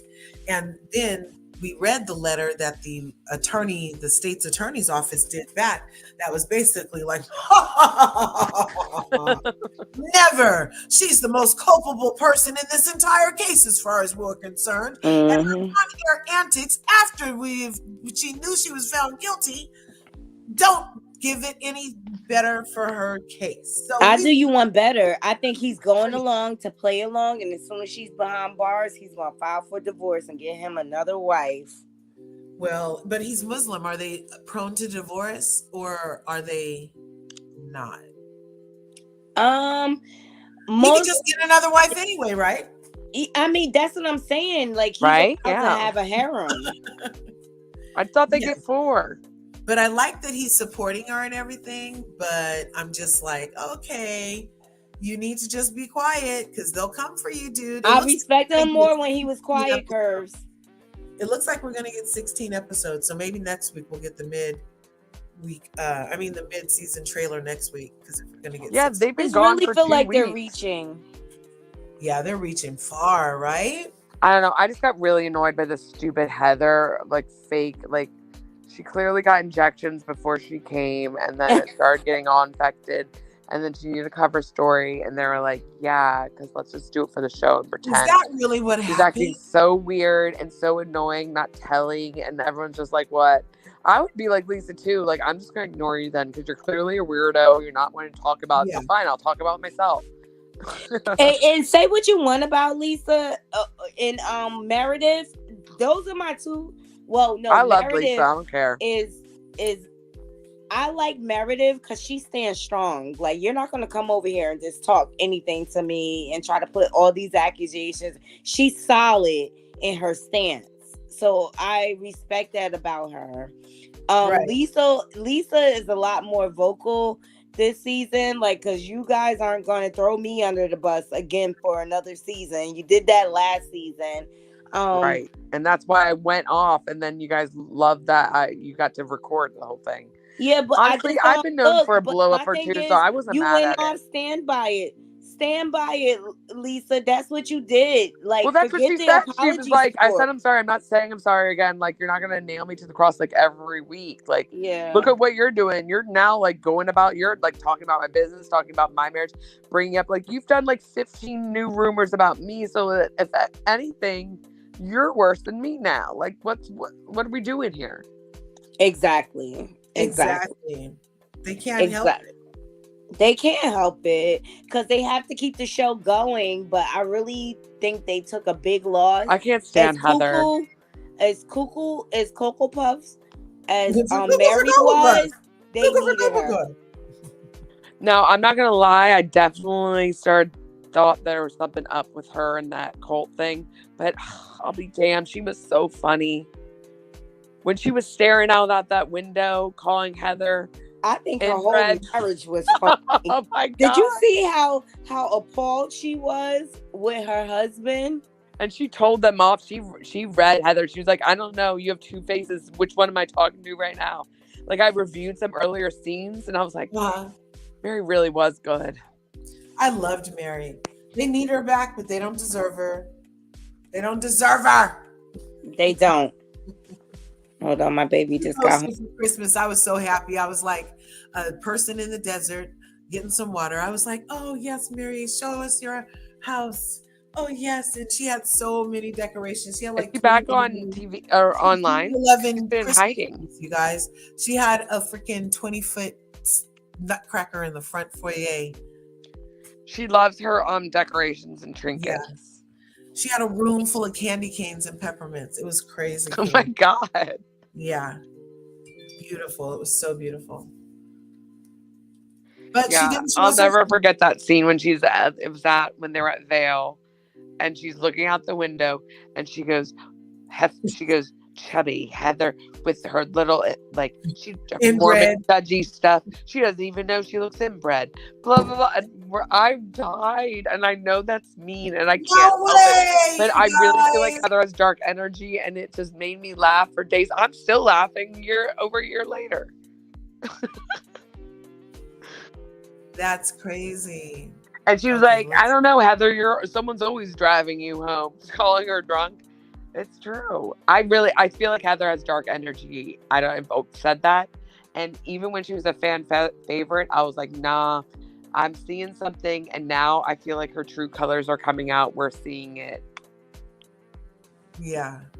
It's giving like Stockholm syndrome with Jen. Like, why are you that? It's very confusing. She died? Oh my God. Barbara Walters passed away? Yeah. 25 minutes ago this came up. Oh my God. Breaking news, you guys. If you're not subscribed, hit subscribe. Hit that like button. Breaking news. Oh, can you need that breaking news sound? Like, oh, wait. I think I have something like that. Wait, I do. You need your soundboard ready.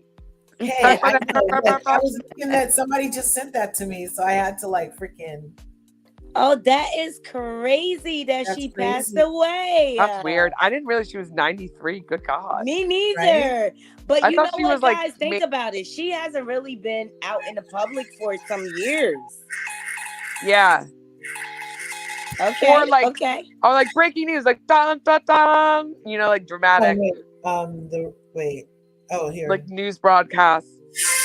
Yeah. Breaking news. Legendary newswoman Barbara Walters passes away at the age of 93.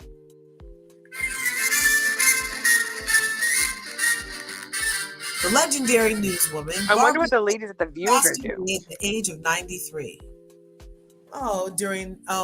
Please keep her family in her prayers during this time, you guys. Yeah. I loved Barbara Walters. Barbara Walters, she also had a speech impediment, you guys. Maybe that's why I brought up my speech impediment story. Who knows? Barbara Wawa. She used to have a speech impediment. And remember, she used to have to wear that head brace thing, she said, when she was a kid? Yeah. Fascinating. Oh my gosh. Rest in peace. Oh my God. Funny, my little brother had a speech impediment growing up, and that's what he called water, Wawa. Wawa. Can I say, this is a really good picture they found of her. She looks really, really good. Yeah. No, she, 93 is really old. She was such a trailblazer, you guys. She was. She had some famous interviews. Didn't she interview who? Let's think about it. Didn't she interview Whitney Houston? Everyone, yeah. She interviewed the famous interview with Whitney Houston when she was saying, Britney, everyone. Oh, she's interviewed. Oh my God, this is a loss, you guys. She's one of the most famous American broadcast journalists, and she's died at the age of 93 Friday evening, according to ABC News. It's not provided as to the cause of death. Those celebrities, she was much covered. Walters pursued serious subjects as well and was an unexpected path breaker. And if you remember, Walters is a journalist who blurred the lines between news and entertainment. There is some truth to that. She easily delivered lines like these to introduce Hollywood's it couple for her special, The 10 Most Fascinating People of 2006, saying, those lips, those eyes, that body. When Brad Pitt and Angelina Jolie met on the set of Mr. and Mrs. Smith, it set off Hollywood's hottest romance. And whether or not the interviewing celebrities or the first couple, her first questions were often direct.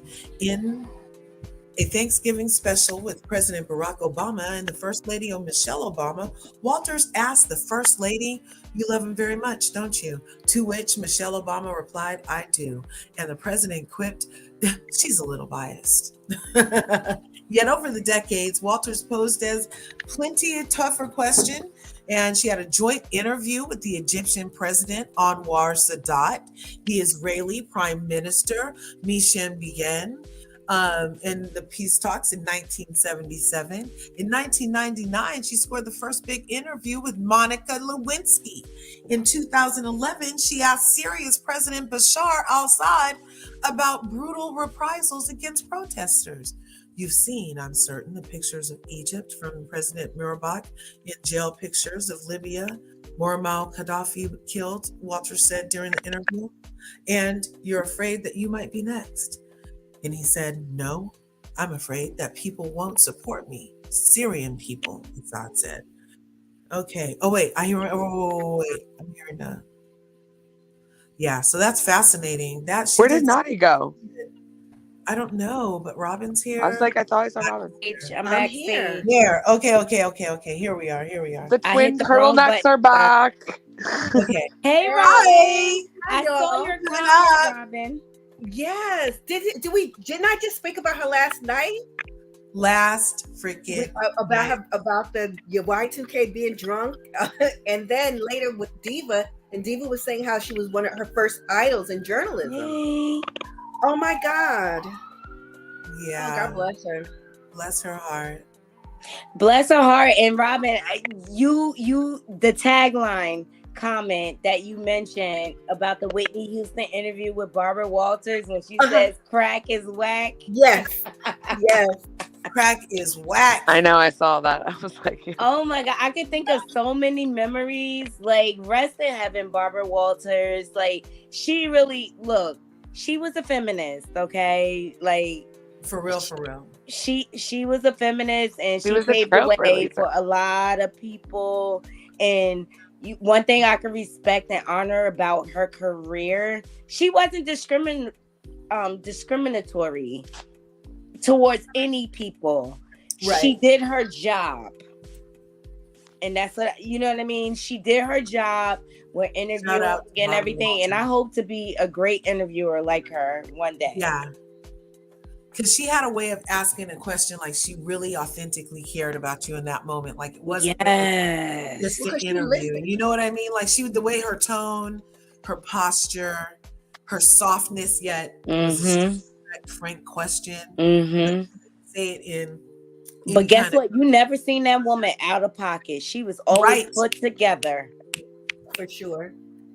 She was always put together. Like, isn't her daughter a journalist too? No. Okay. Oh my God. Her daughter Jackie, whom she adopted with her second husband or third husband, very much I am the trivia freak. Do you know that? I can't stand myself. You know, Robin, you got my ears. I'm waiting for it. Drop the jewels. Drop the jewels. There's a journalist then. Okay. Nancy Pelosi. I'm laughing because like I just realized that I've always called this journalist her daughter because I think they look alike. But then you're right. I found out they're not related. And it's so weird because this woman literally looks like she could be her daughter. And I always thought it was. And she even has a similar voice than her, but she's just like a cool 30 years younger. See? Yeah, bless her daughter, Jacqueline's heart. She used to always. She's not a journalist, her daughter? Jacqueline Dina Gruber was her daughter. Jackie Gruber, right. And she was adopted during her second. From her second marriage, she was adopted. Bless her heart. Yeah, they were. She was the apple of her eye. They were very close. Yeah, and she didn't like to be talked about. She did something in like the not-for-profit world, I think, though. Something more philanthropic. I can't remember, but give me a minute. I'm not even going to Google it. I'm going to search my memory. But you know, what I like about Barbara. You're leafing through the files. Yeah, I am. I'm just here and talk for half a minute. What I enjoyed about her interview style is that she was absolutely curious. She was interested. She listened. She didn't just like tick off questions. She really engaged people, which helped the people she interviewed, which helped the viewer get roped in as well. Recently, Sherry Shepherd talked about the things she learned from Barbara Walters, including not to let up, not to back down, to keep asking questions, and also not to I forgot my last because hi Sebastian. But you know, even though it's changed a lot, first of all, even though it's changed a lot, remember her to be the architect of the View, where she wanted women of different generations to be able to come on and share their views. And just a few things, you know, when Barbara Walters at VW, Star Jones called her, was on every year for her birthday, she had the same two guests, Michael Douglas and his wife, Catherine Zeta-Jones, as they shared a birthday. I'll come up with some more trivia in a minute. Hey, Sebastian. I have some trivia about Catherine. That was great, Robin. She always gives us. I like that. Curious and interested. Those are great. I was dating this British guy one time, and when I was going to visit his mom, and she was like, "Do you want to see pictures of him when I was young?" And I was like, "Sure." And then I'm seeing like this like gorgeous lady that looks super familiar, like with him, and I'm like, "This isn't Catherine Zeta-Jones, is it?" She was like, "Yeah, because right when she moved out of Wales and moved to London before she met Michael Douglas, she lived next door, and she used to pop over the fence and see little Darren singing in the yard." And no way. And so when he was visiting me in New York, and we were going around, he was like, "Do you want to see where they live?" And I was like, "Sure." Like he was like, "Let me see if they're home," and they weren't home. But isn't that so weird? That is amazing story. Catherine Zeta-Jones. Yeah, like his mom was like besties with her like back in the day. It's weird. Anyway, hey Sebash. First of all, hey everyone, how are you guys? First of all, you guys were talking about some juicy stuff last night. I felt jealous. I feel bad that Barbara died. I don't. Are you not hearing her sing Titsworth in your head, as I am, which was the school song for her dorm in college? No, that's not what I'm hearing. I'm just like, it's just sad because, you know, like Barbara, like people grew up watching Barbara on The View. Exactly. or before that, because Barbara was on 2020, wasn't she? And before that, Barbara Williams was actually the first. She was the first. Remember Katie Couric took her job, like she was on a version of like Good Morning America or something, right? Today. The Today Show. The Today Show, yeah. And then Katie Couric was her mentor. No, she was Katie Couric's mentor. Mm-hmm. And then Katie Couric, like, there was something that happened. Remember? Well, I think what happened was that's when she went to ABC and she was co-anchor of the evening news with, I can't remember his name right now, and they didn't get along. I think that's when she commanded the first $1 million salary, highest for a woman at the time. She and the news anchor, her co-anchor, did not get along, and then they parted ways from that show. And of course, we know that she went on to do things like, establishing The View. But a red mark was that establishment of that first Iyanla Vanzant show that she had where she poached her. But right, Miss Diggin 2 is in the house. I love actually we need to pray for Katie, even though I don't like her. We need to pray for who? Katie, even though I don't like her. Couric? Yeah. Why? Yeah, she's going through it. Her husband and now breast cancer. Oh. Yeah. Well, she has a great new husband now. She has a new husband? Her first one, whatever happened, that was tragedy. That was really tragic. Yes, her husband. Wait, I feel so out of loop. What happened to her first husband with her daughter and everything? 2 daughters. Jay died of cancer. He had colon cancer, I think it was. And he went rather quickly. But they have 2 daughters. I think the oldest one, I don't remember their names right now, but she's recently married. Okay. I don't know which ones she has kids with. She has Ellie and Caroline. Ellie's the oldest. Ellie, thank you. How do you guys' thoughts on Miami? Wait, what'd you say? What were your guys' thoughts on Miami? I don't know. We were just going through the little things. I couldn't remember because I remember replaying last night's, and I was like, "Oh, that's a good point." You guys are bringing up some good juice about, like, I don't know. I feel like you and Lola were like tag teaming, talking about all the Cubans. Yeah, we did the rundown tonight. You didn't get the thingamajiggy again, Sebastian? No, I did not get the thingamajiggy again. No freaking way! OMG. I don't know what to do. Somebody's out to get Sebastian. I'm sorry. I have thingamajiggy on the wall as well. You know what? Royero did his first live today. Oh, really? Yeah, it was a year in. And he did an excellent job. I was so proud of him. Yes, it was definitely most excellent, you guys. Hands down. Pretty well executed. I love that he was prepared. He had his time frame. He kept his panel in check. Oh.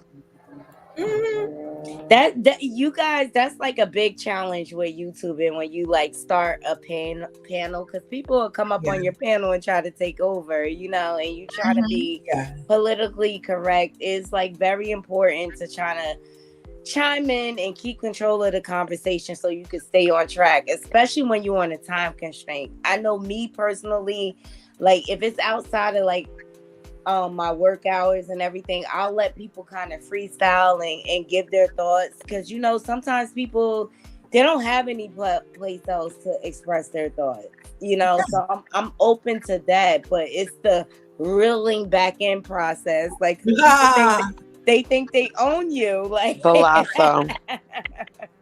Yeah, that can happen. I was like, I wasn't done yet to Diva the other day, and I was like, "Ooh, no, you didn't, Larja." Everybody was out of control that night. I think that what happens is for some of us who have come to other people's platforms and channels, as we go through the process, like from one to the next, we find that we discipline ourselves a bit more. And I actually believe that that's a lot of what happened today. Especially Naughty and Curves, both of you having your own channels, you're also more mindful than the rest of us would be about just being able to control the flow of your lives. Yeah. I just learned whoever platform I'm on, when they start speaking, I just digress. Yeah. Automatically, you know. Well, I have ADHD and I interrupt people a lot, and I'm really sorry. I have a question, guys. What like do you guys like Nicole as a housewife? I think she gives everything that a housewife should give, but like they don't show it too much. Do you get what I mean? I do. It's her in the scene because they show her with her mom, they show her with her dad, they show her at her house, they show her in her scrubs, they show her out shopping, they show her with her husband, they show her all these I things. wonder if it's just not I juicy. think it's just her. I think it's just not juicy. Her. I think it might just be. What's he saying, Natasha? Just not juicy. It's like not. It's just like, okay, we're seeing you shop. Like, you know what I mean? Yeah. It's not entertaining. It's not like nothing is really happening in your life other than like we can only talk about your relationship with your dad for so long. I like her dad and her trying to work it out. I like seeing the progression of how he's not budging. I was kind of felt bad that her mom was all, oh, honey, give him another chance. Like after all she must have went through. Exactly. I was like, ugh. Right? What is that? Yeah. Sebastian, unsubscribe and resubscribe and hit all notifications. That's what somebody told her in order to get notified. And Sebastian, I want to know when you're gonna have your channel because you have a channel. Do you have a channel? I won't be having a channel. Why not? I don't have time for that. I really don't have time.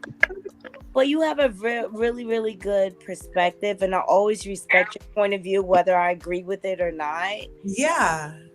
I just think you have very, very good thoughts, and always you kind of put a twist. Thank you, but I could not have a channel. It's too much work. It is a lot of work. It is a hobby that I get it. We already trademarked it. It's going to be called Festival. I'll order you a channel, Sebastian. I really can't. I can't have a channel. I don't have the time. I don't have everything like that.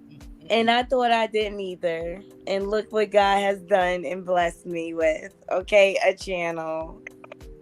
That's good. That's good. Maybe my schedule's see.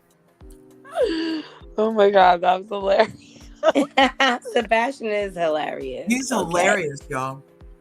No, I've watched him on several panels, and I just like how you stick to your beliefs and what you believe, and you don't let anyone sway you. So I respect you for that. And I feel like no matter how people come for, I like if they disagree, you always keep it you never get emotional or you always still laugh about it. It's you know what I mean? Especially when it comes to when he tells stories about his friends. He's like, oh, I'm trying to save him. I'm trying to save him from himself or whatever. That was hilarious. I never heard those stories. Oh my God. And they were talking about child support, and I'm saying I have a friend who's going through that situation. Yeah, that's the exact story I'm talking about. And then I was like, child support is a problem. It should not always be monetary. Right. Yeah, it is. What do you mean it's not being monetary? What other services? Food, clothes, True. Toys, time. Right, because giving money means that the person still has to take time to go purchase the things rather than the child is having them. Actually, they can Amazon everything. They can Amazon, eBay. In this day and age, it is so easy to be a parent, okay? Because I was a parent young when it wasn't all this technology and stuff like that. You had to put the baby seat in the car and take it down the street because you had to go pick it up yourself. Mm-hmm. Now these moms can press a button and it's to your front door. Mm-hmm. All you gotta do is create an Amazon wish list, okay, and send it out.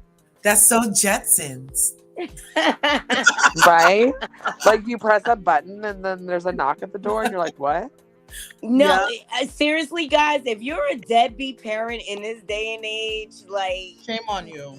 Shame on you. Yeah, first of all, shame on you. We hate you. I'm just kidding. It cannot be that hard in this day and age. As you're saying, technology has advanced to the highest point.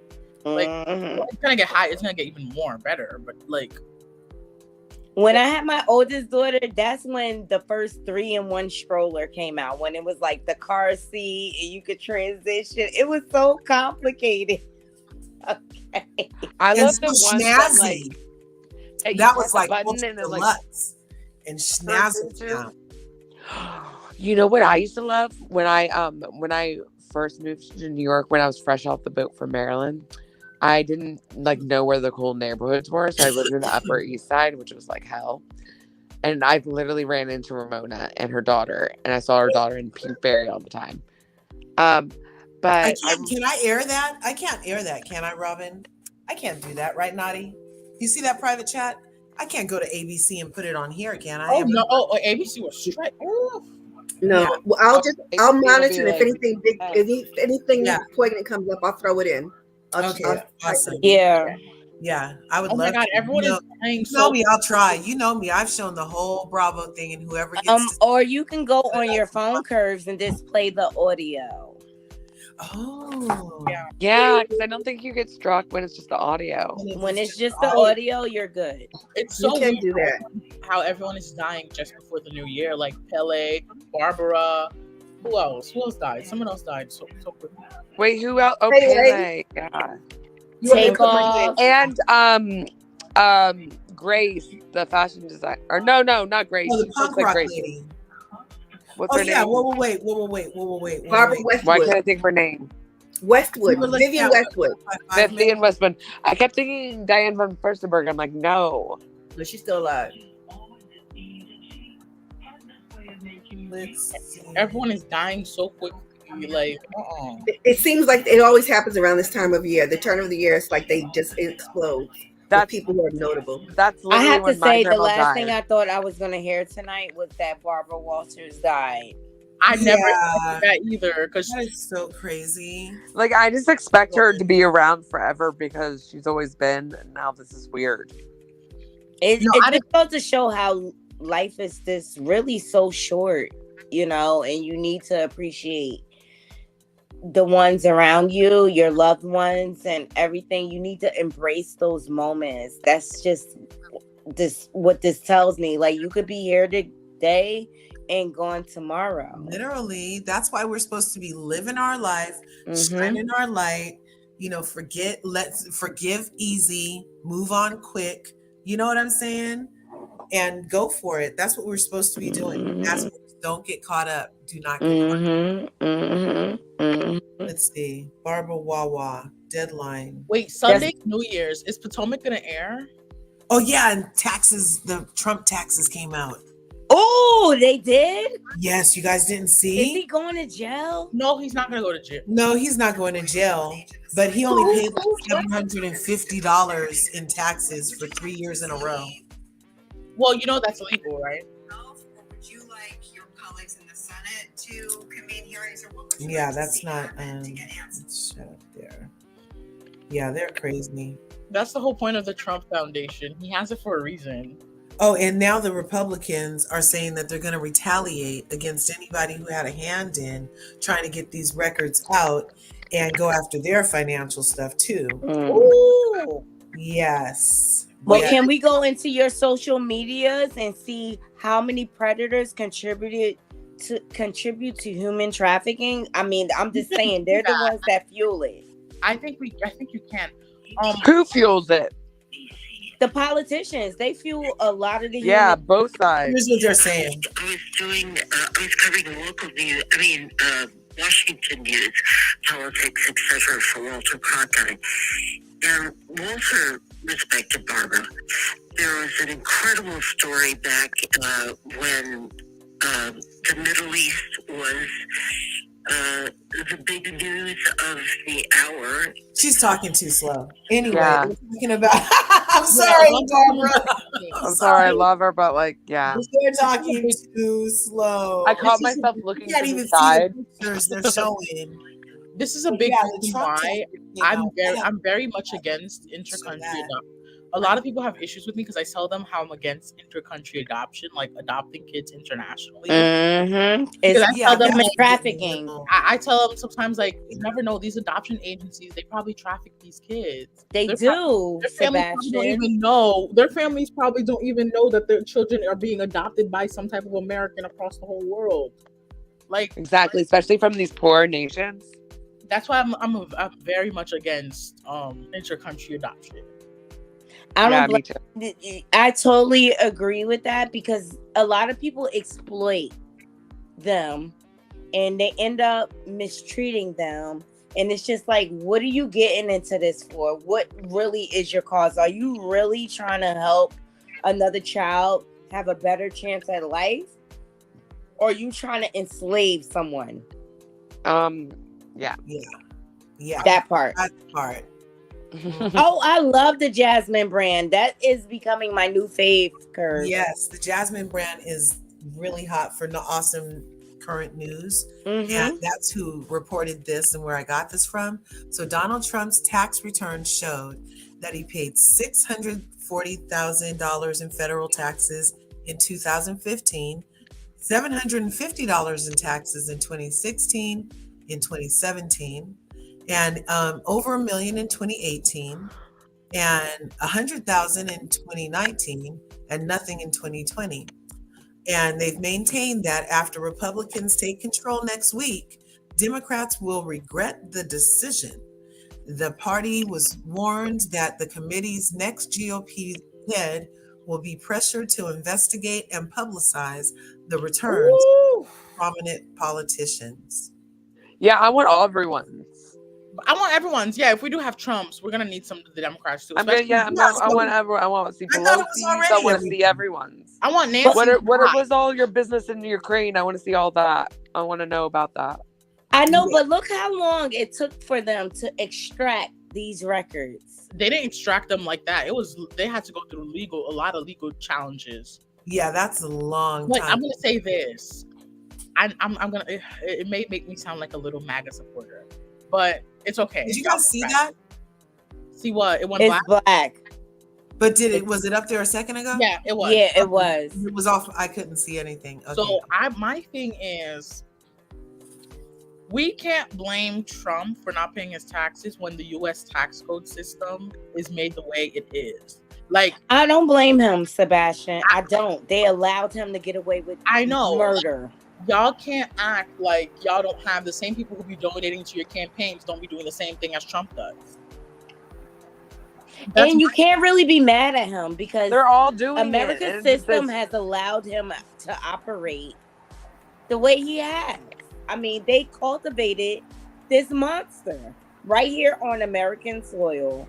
And then when he was in office, he abused his power and opened us up to all these scams. I know you guys all get all the scam calls. He did that by getting in bed with Russia. Right. And opening up all our communications to them. We can't exactly say that things got great when... Oh, the first one, huh? Interesting. When 46 came in. Things did not get great when 46 came in. Things actually got worse. Robin, he's a horrible businessman. He's been playing in our face for years. Look how he ran his casinos.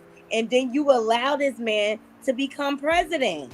This is what is wrong with America today. Look at the thinking. No, I have know about the deal. I have know about the ideal. I think it still exists, actually. I think it does still exist. What still exists? Huh? This comment. I think it still exists. I think it still exists. It does. It doesn't function on YouTube though. Oh, is that what happened? Okay. Wow, that really blew up big. Remember, that was some crazy times, y'all. Yeah. It's all on YouTube. Robin, you're right. Congress needs to get back to legislating because all this past 2 years, all I see Congress was doing was just politicizing. Sorry, go ahead. Or they were just criticizing, especially when Roe v. Wade was struck down. That's all they were. Let's make money from donate. We need to fight for this cause.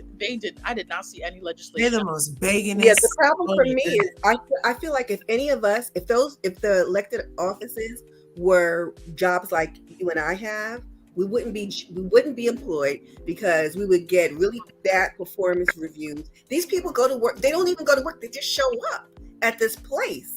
And it is a shame that they have denigrated this republic to the degree that they have. To have such a non-functioning legislative body is an affront to every ancestor that brought us to the point where we were in 1965. It's amazing. It's that's what we were talking about. I think the senators in Congress should have limitations on their terms. Senators and members in the all House have 2 none of this lifelong stuff. This is no. You know what? I think an age limit is better than a term limit, and let me tell you why.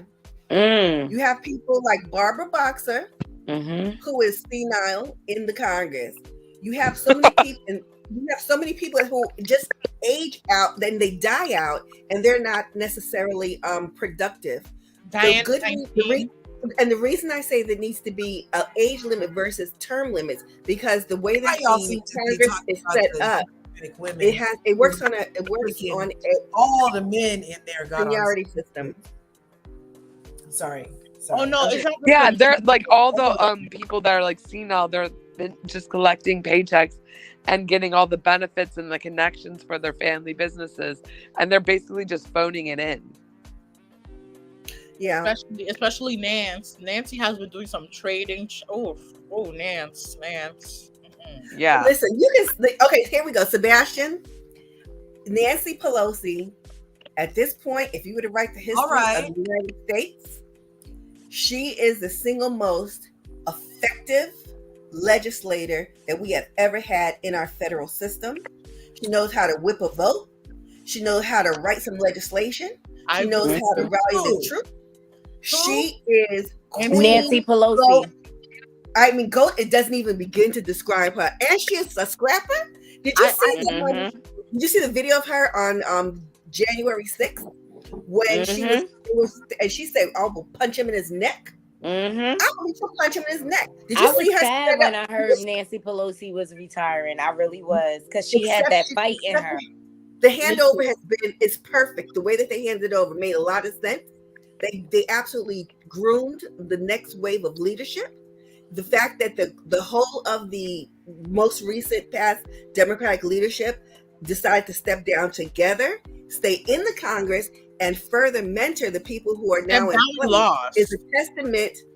It's a testament to their forward thinking that does not happen enough, especially in American politics. It's all about usually me, and then when they die off or they don't run again or get convicted, who's gonna pick up the mantle? So I think that it was a brilliant move.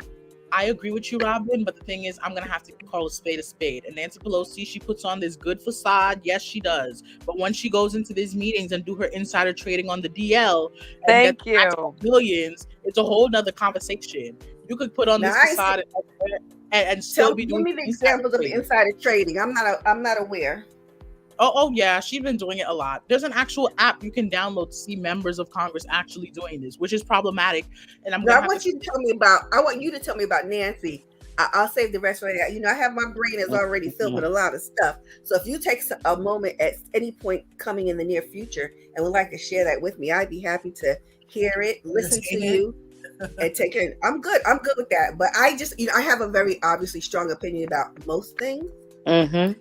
So that, and again, I have said this publicly, that I had a life in politics and legislation here in New York.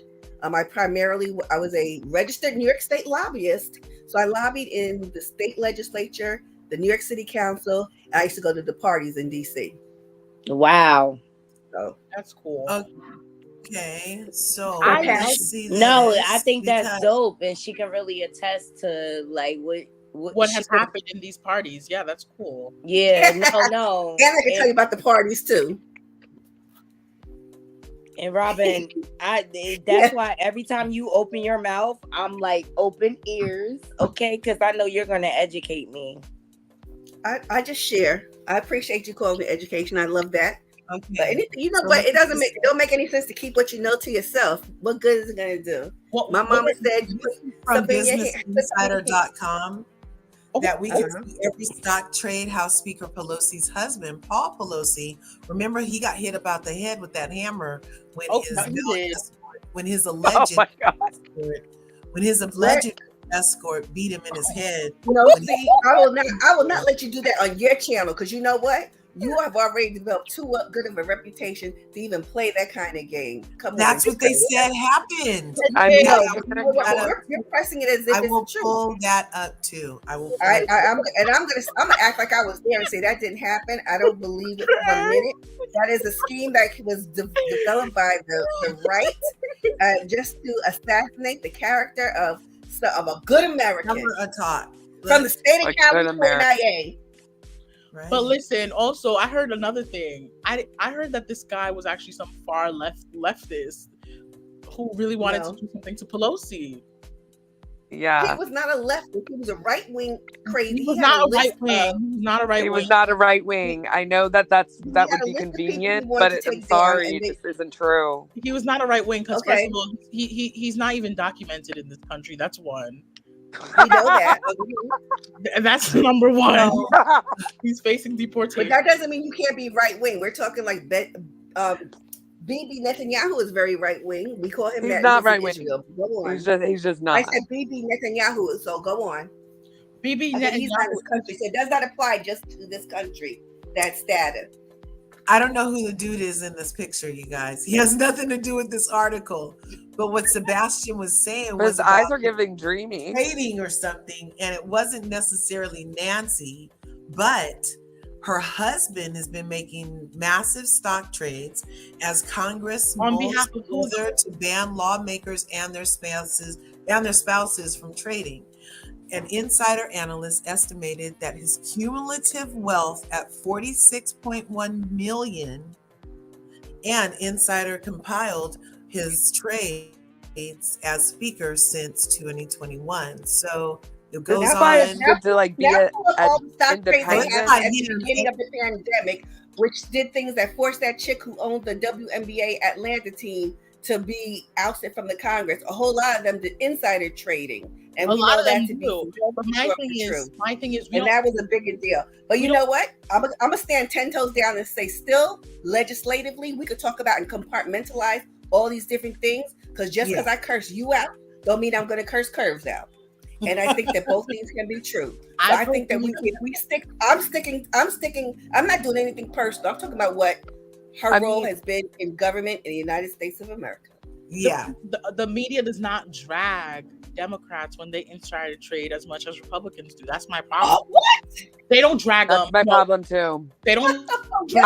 No one keeps the same energy, and that's manipulative. One keeps the same energy, and that's very dangerous. It's manipulative. We need to push for that. I feel like what's on the comment right here, we need to push for that as people. Like, they're not serving our best interests. We see the longer they're in there, the longer they have to just play the game for them and nothing for us. And their family. If they only have 2 years to do it. This is why I'm an independent. Just because someone wears my colors doesn't mean I'm going to be blind to their deeds. But the proper term limit is only that you lose a good deal of historical data. Because for example, you have legislation that takes years to pass. And sometimes it comes with Joe Biden introducing this bill 10 sessions in a row before it gets a floor vote, before it goes to both houses. And to maintain the historical data, just pure history, and any kind of momentum or coalitions that have been built as a result of any one person, one group of people, that's the importance, in my opinion, of how we structure term limits. When we did term limits here in New York City for our city government, it was a big deal. I found that I was in favor of it initially, and I now describe it as having been a shit show. The original premise, they started out with We need to abolish what was called the Board of Estimate because it violated the one person, one vote rule. We have 5 boroughs in the city, and every borough president had an equal vote on the city council, its budget, etc. But they did not have the same. They did not represent the same population, the numbers, and so they said, let's get rid of the board, that part of the Board of Estimate. Oh, and let's do away with term limits. I think we have the clowniest of clowns now because it's like a revolving door of people just trying to make a buck. Yeah, like this is why I really don't like New York City. Thank God I'm not living there for the time being. First of all, we have a whole clown, Eric Adams. And that's another thing. Eric Adams went to the U.S. Virgin Islands and was barely dragged. But when Ted Cruz took his little flight to Cancun, was dragged all day. Well, not day, all week. Well, a long time. The examples of that are endless, Sebastian. Listen, we didn't lose power in unbalanced energy. And also the president did not technically go out of the country. He went to a U.S. territory. Ted Cruz packed up, left people dying in the cold and the dark in Texas, and went to Cancun. And the mother flower had the nerve to blame it on the kids. Absolutely, he did. Absolutely, Not he the did mother that. flower. I remember the day that happened, and that was like in the middle of the pandemic. And he do not give a flying F about anybody but himself. None of them really do. Well, I'm not going to say that because currently Ted Cruz is going something with his daughter. She did certain things to her, so. Well, listen, if we this happened pre that incident. Yes, it really did. Incident. I'm not going to drag quite prior to that. I'm praying for him. I'm praying for his family because that's a lot. I'm praying for the family. I can't stand them. I can't be wasting my breath and time praying for just everybody. Oh, please don't do that. Ted Cruz is a fellow Cuban. Don't say that. Yeah, my cousin's Cuban. Oh my God. Cousin or your husband? Your cousin or your husband? I heard cousin. I said cousin. Oh, right on. I was gonna speak Spanish, but I changed my mind. Okay, so Miss Robin is correct. Here we go. So I will retract. They said that's false statement, but there was the rumor. Yes, you did say allegedly. You did say allegedly.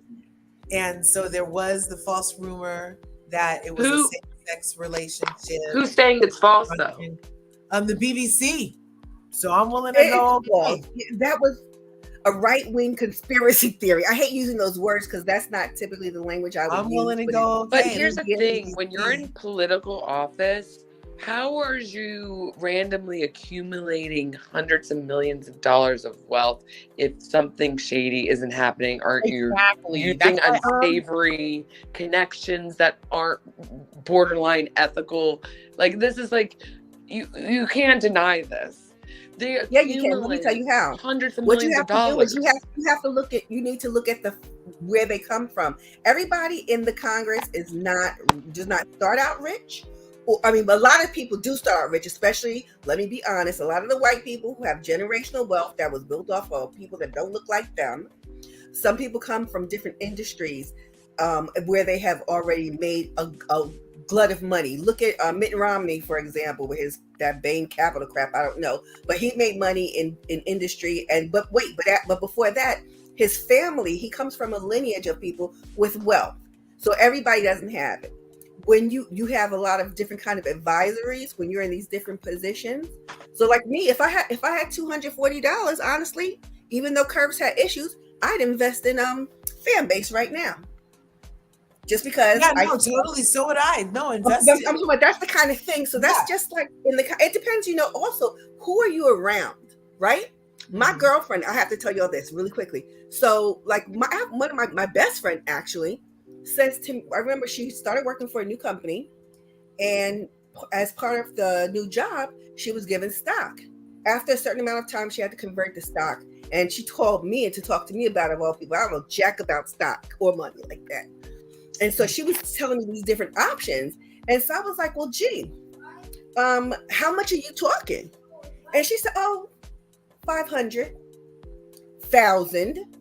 Now, she never invested in stocks before this job, but guess what? she continued to buy stock. It's about what your environment is and what you're exposed to, which can help you to elevate and just, you know, be in a different space than when you were last time you looked at me. That's it. Yeah. I don't think that as many people are as corrupt. But I'm gonna have to say this though. I completely see where you're coming from on this situation. But the thing is, your husband can't be doing trades on Tesla and other EV companies while you, in the meantime, are on these same committees that are pushing for that initiative to be complete the whole country. That's my whole point. That's my it makes a good point. I give you that. I agree. I think that you have a good point on that one hand, but on the other hand, it's like, you know, if you can prove that you're not getting inside information, I don't know that you can do that. But listen, they don't keep the fire for when it comes. And there's like 9, I forget the names of them. Listen, but how about this? 9 prominent politicians that have connections that are directly benefiting with the Ukraine and let me situation. tell you, when you're at those parties and when you're at those fundraisers, the people you rub elbows with, they'll talk to you. They teach you things. One of the most trivial things that I learned that I really loved that I learned at a cocktail party was from some man in upstate New York talking to me about the judiciary and how there was a county in upstate New York that you can be a sitting judge having not gone to law school or have a law degree. Well, you can be a Supreme Court justice without going to law school. Huh? You could become a Supreme Court justice without going to law school. The same thing is you could become a Supreme Court justice. Yes, you can. Stop. Really? Yes. Yeah, absolutely. You've never heard? I've been dying to get on the Supreme Court. I'm a strict constitutionalist. I keep a copy of the Constitution in my pocket here I all the time. I'm just kidding. Huh? I was just like, here I come then. Listen, I'm trying, man. But you know, yeah. So, and so again, it's a weird. It's about your surroundings and what you learn from people when you're willing to listen and learn from them too, and you can be discerning about the information that you take in. Yes, Ruth Bader Ginsburg was, I would say, one of the best justices that could ever be on that court. She was the most constitutionalist, liberal justice that could ever exist, I will say. Yes, they did, Mademoiselle H. Yes, they did. It's very problematic. Like, you're elected to do legislation, but yet again, you use your insider knowledge in these said legislative meetings. That's what I'm saying. Like, that's my thing to it. Like, I think all members of Congress should not be trading stocks and their spouses as well. Right. Well, they're supposed to put them in blind trust when they're in office, and not everybody does that. The people who tend to do it most, by the way, people like Nancy Pelosi, I'm sure everything is in her husband's name, and that is, of course, by design. Oh no, she has stuff in her name as well. She has stuff in her name. Yeah, well, this article, and I can list like 14 things. This time it was more about her husband, and that's what came up in the search when I said Nancy Pelosi insider trading. Just type in opensecrets.com and then type in Nancy Pelosi personal finance, and you find out a lot of things that she has. Oh, like a lot. And it'll literally tell you if she lobbies for them too, because she lobbies for some of these companies. No, Thank you, Mademoiselle, for letting me know that I have the freaking. Come on, Sebastian, bringing in the references. And remember also that Nancy has a family history in politics. Her dad was the mayor of Baltimore. So when you think about what how deep these people's reaches are, we have to be. It's important that we don't have to. In my opinion, it's important to be mindful of the whole of them when we make these statements and we think about when we form our opinions about them, because sometimes it's not what you see is not exactly it. Would you say it's off seasons? There are certain things with my. Oh no, I put the link in the private chat. Oh, let me see. This is for 2018. You can see all the assets she has, and imagine by now they could have grown even higher. Oh, open. You're trying to get adopted then.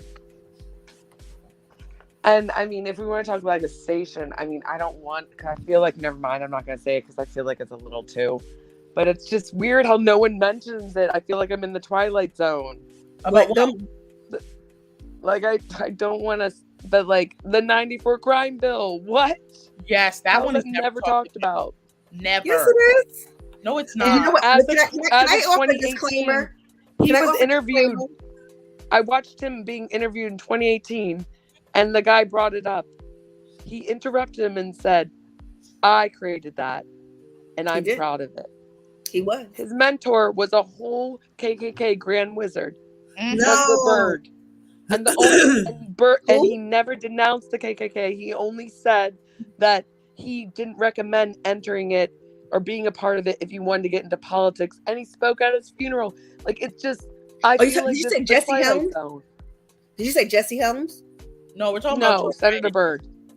Oh, Byrd. Okay, they're all the same age group for me in my memory. And I just want to, if I can, my disclaimer is that I have only recently pulled back and had not been so ingrained in politics and legislation because I was trying to give myself some peace. But I am like pretty much a true diehard political junkie. I will read stuff. I will write stuff. I will. How long has she been? How long has Pelosi been in politics? Congress? She's been in politics her whole life. How long has she been in the Congress is another story. So does anybody else have the opportunity to accumulate this much wealth? Oh my God. Every single American. Of course. Every single person on this earth. Yeah, you're right about that, Miss Robin. You are right about that. As a woman thinking, so shall it be. Wait, Curves, isn't she a member of Congress? Yeah, because you do live in the Bay. Right. So, okay, she's invested in Apple, $5 million. Who represents you, Curves? Who represents me where? In the Congress. Oh, I'm out here, and I voted for, who did I vote for? I think I voted for Barbara Lee last time. Yeah. Because then and then why don't you look at Barbara Lee's finances and then her history, and you'll I don't know. I look at everyone's history, especially people that have been in politics and been attorney generals. Yeah, she's been there a long time, and I often DM her. I DM her talking about you need to do more. You need to do more. I'm not voting for you again. I DM these people. I'm like, you need to go in there and say no, like those other two ladies. Is someone getting attacked by a rubber ducky? Oh, I'm sorry. Milo has his toy. Oh. Yeah. There. Oh my God. Ooh, not the slam. Yeah. That's the only way it'll close. He keeps pushing it open. Yeah. He's too much. So this is a list of her assets that it's not that bad. I mean, and you're right. You can't amass an immense amount of money no matter where you are in life. This could happen for you too. It could. So what's the issue? Is there an issue for real? Or is it just that she has that she has that many bajillions? My issue is the fact that what the trades that she be doing with her husband, the trades, they need to calm those trades down. They need. Why I'm gonna say, and y'all could drag me. Josh Hawley introduced something into the Senate to stop members from Congress of trading, and I'm sorry. I remember that. Yeah, I am supporting it 100%. 100%. It's a problem. It's a major problem. There's so much insider trading. Josh Hawley. And I don't like Josh Hawley, by the way. I don't like him. Yeah, I'm like, I don't like any of them. It's all. I can't take the situation. Just for the record, I'm on the position where I think the right wing and the left wing are part of the same bird. I don't fall any direction. I'm side eyeing everyone. Right? I focus more on local government. Yeah. That's one of the best things that anyone has said here tonight about politics is that we need to focus on local government, because that's really where a lot of people get their start, and that's where a lot of the uprisings have occurred from school. Yeah, that's where you can start to really make a difference, right? Yeah, I believe that there is a plot and plan that's and a blueprint that's being followed across the country to I'm going to use the word infiltrate, take over, because I think that if there's not enough activity from well-meaning citizens, we will no longer be a democracy probably by the time I die, if I don't die tomorrow. That's how bad it is. When you have people running for state attorney general, and because they want to be able to control the outcome of elections, when you have state legislatures changing the voting system, saying, I don't care how many, if everybody votes and this person wins, if we decide we don't want them to represent you, who you voted for, we're going to be able to change that. So I'm worried about the future of the republic in that sense. Oh, okay. But I just want to say this: both parties have almost done the similar things. Some parties are for both parties have done almost the same thing about changing the way the votes are done. Some wants the electoral college to just be completely abolished, and the main reason why is so they can have just one party in office, because we all know that's going to happen. That's going to happen if the electoral college is abolished, because the people in Texas. To be about. Do you believe in one person, one vote? Do I believe in one person, one vote? Mm-hmm. Listen, I believe in having. First of all, could you please answer my question? Not really. Not Robin bringing the first of all. First of all. Well, first of all. First of all, I personally, I don't think that we should do it like that. One party, one vote, because one vote, one whatever you said, I forgot. One person, one vote. You don't believe in one person, one vote? Because first of all, I don't even think everyone should have the right to vote either place. Oh. Even who? I don't think everyone should have the right to vote. Everyone doesn't have the right to vote. Yes, you do. Someone who Everyone does not have the right to vote. I don't think every American should. If you can't tell me who the first president is in 5 seconds, I don't even think you should have the right to vote. That's my thing. So you're establishing a new era of poll tax. Iron Fist Sebastian era. I am establishing poll tax. We need to have voter competency exams before we give the right to vote to everyone. If you can't tell me what basic amendments are, that's a problem for me. I don't know. I don't want you to be electing my leaders. Oh no. Here's the thing: if we had an equal system across the board, then I could almost be on board with you. But we know that our educational system is unequal. We know that. I don't fully agree with that, Robin. I don't fully agree with that, because at the end of the day, we have people who come from other parts of the world and they barely speak English, but they can tell you why there's 50 stars and why there's 13 stripes on the flag. Because they want to pass the test, the citizenship test. That makes no sense. But it makes no sense. Why do they have to educate themselves? But the ones here who speak the language can't educate themselves. I think in order to vote, you need to pass a citizen's test. Well, then if you're for that, then I'm gonna take it a step further. I'm joking. I'm half joking. I was gonna say then make me pass a test as a citizen to pay taxes. Oh no, because non-citizens pay taxes as well, so that's different. And don't get the benefits of the taxes, as in Social Security. But that's true. Go on. That is true. That is true. But my thing is, if you can't tell me basic things that I need to know, I don't think you should have the right to vote. I really don't. If you can't tell me that what amendment abolished slavery, I really don't think you should have the right to vote. I really don't. And then it sounds like you could easily be manipulated and just influenced. But what about people? Sebastian, quiz. What you call those pop quiz? Explain to us what the Second Amendment is and what it says and what it does. Second Amendment is the right to bear arms, and it's a right to have a well-regulated militia in order to bring security to a free state, and that that right cannot be infringed at all.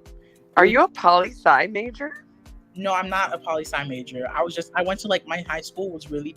It was very important in my high school. It was very important that they made sure that all of us knew a basic American history.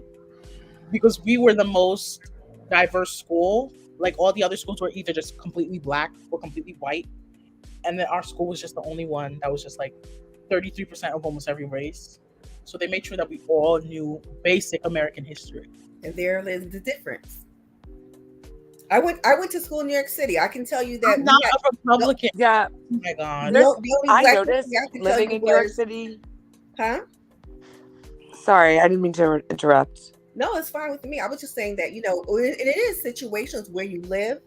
Because your experience is interesting to me, because I went to school in New York City and we want to talk stuff like Black history. You know what I learned about Black history? Martin Luther King had a dream. Rosa Parks didn't get up from the bus. That's pretty much Hey guys, can we bring this comment right here speaks to my point when you guys were talking about the rights to vote.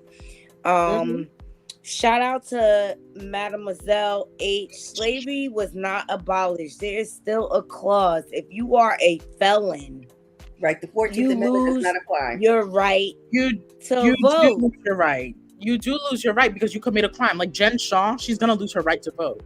She will. Yeah, but guess what? People don't have a right to redeem themselves. Like, because if you do the crime and you pay the time, you don't get to restore those rights. You should. Mm-hmm. But you know that same amendment is used in counter arguments to prison labor, which is that is exactly it's true. It's so true. I'm gonna say this: I don't affiliate myself with one party. At a young age, I did. I was very like jumping across the political spectrum a lot at a very younger age. When I was 18. Like, I think I've registered like so many times between I was 18 to now when I'm 21. I've registered to so many different parties. I even was in the Green Party for a while. Oh my God. Yes. I've done all parties. Well, not all. I've done the big three. I've only been independent. But you know what? Now I'm 21. I'm independent. I voted in the past midterm. I didn't vote one party down. I didn't vote one party down. Oh no. I was voting across the board. I voted here, there, some here. And you know what? Since representation matters, I had to vote for a Latino. Even though he was Republican, I did have to vote for him in my home district. I'm so sorry, but it's completely fine. We got to support representation. My thing is, I don't believe that the two-party system is in our favor. It really is not. It's divide and conquer, basically. It divides the country. Look how it divides the country. When someone says something that just sounds a little bit conservative, you already get called almost every type of name that could exist. Yeah, you're like... It's crazy. You're not allowed to disagree without being, like, slandered and, like, put into a box where... I'm not saying any of it. I'm just saying, like, the way the things are on, like, social media and everything. Exactly. It's just... You can't question things. You can't, otherwise you're immediately put into a box where it's like the box of the worst type of human possible. And that's just like so dangerous to me. Is. But you know, this division is really a new iteration in our politics that probably started really around 2008. Because before that, remember I used to love watching Meet the Press when I was younger, because I could see Republicans and Democrats. I remember rooting for the New Jersey Republicans, from Kane to... What's his name? Who's the football player? All these folks, Mitt Romney, they were very thoughtful. They were also cerebral. They were pensive. They offered solutions. They weren't combative. And now it's all about gangs. And I'm saying gangs over party. It's not my thing. And some people think it's 45 that's the cause of it. I really don't think it's 45 that's the cause of this division. I feel like I'm older. I'm sorry. I don't mean to be rude. I'm just saying, sharing that. I remember that's the line of demarcation for me, because before that, or maybe let's go back to maybe Bill Clinton, because Bill Clinton is when a lot of the stuff happened, because they were getting after him with the Monica Lewinsky thing, and that's when people started going into their corners. It got worse. That's when absolutely worse in 2008. That's when I think the parties thing. Mademoiselle H, yes, I said I've been in part of like 3 parties. Out of the span of me being from 18 to 21, I've been in. And so what though? You're allowed to. That's a good thing. I've been in 3 parties. I've been in Green, Republican, and Democrat. Okay, I've been in 3.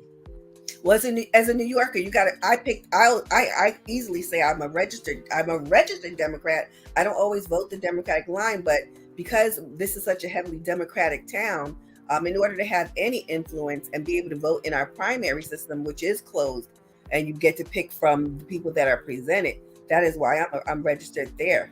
And currently, I can't say I'm in a party, because independent is not a party. You're just a no party.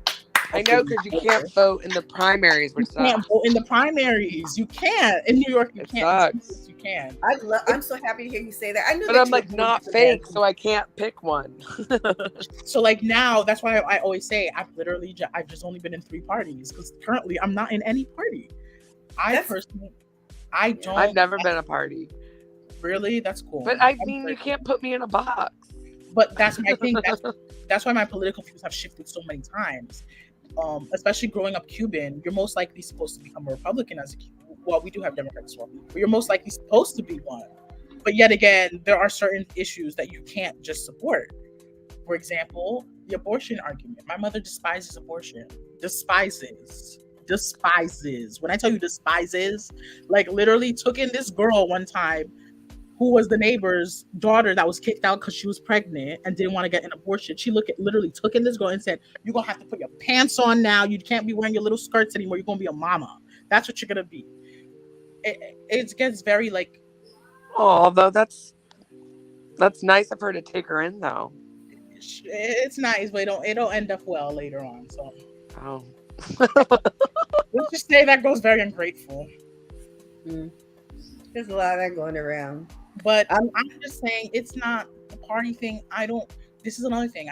Friends of mine have literally fell out with me when I've said to them, I can't be part of any party. Like, I've lost friends on both sides of the spectrum. Some of them have literally told me, why are you voting for your interests? Why are you doing that? Why are you doing that? Like, it's just so stupid. Like, I'm like, no, I can't. There's certain things I'm not going to support. That's why I say Ruth Bader Ginsburg was the best Supreme Court justice that anyone could have.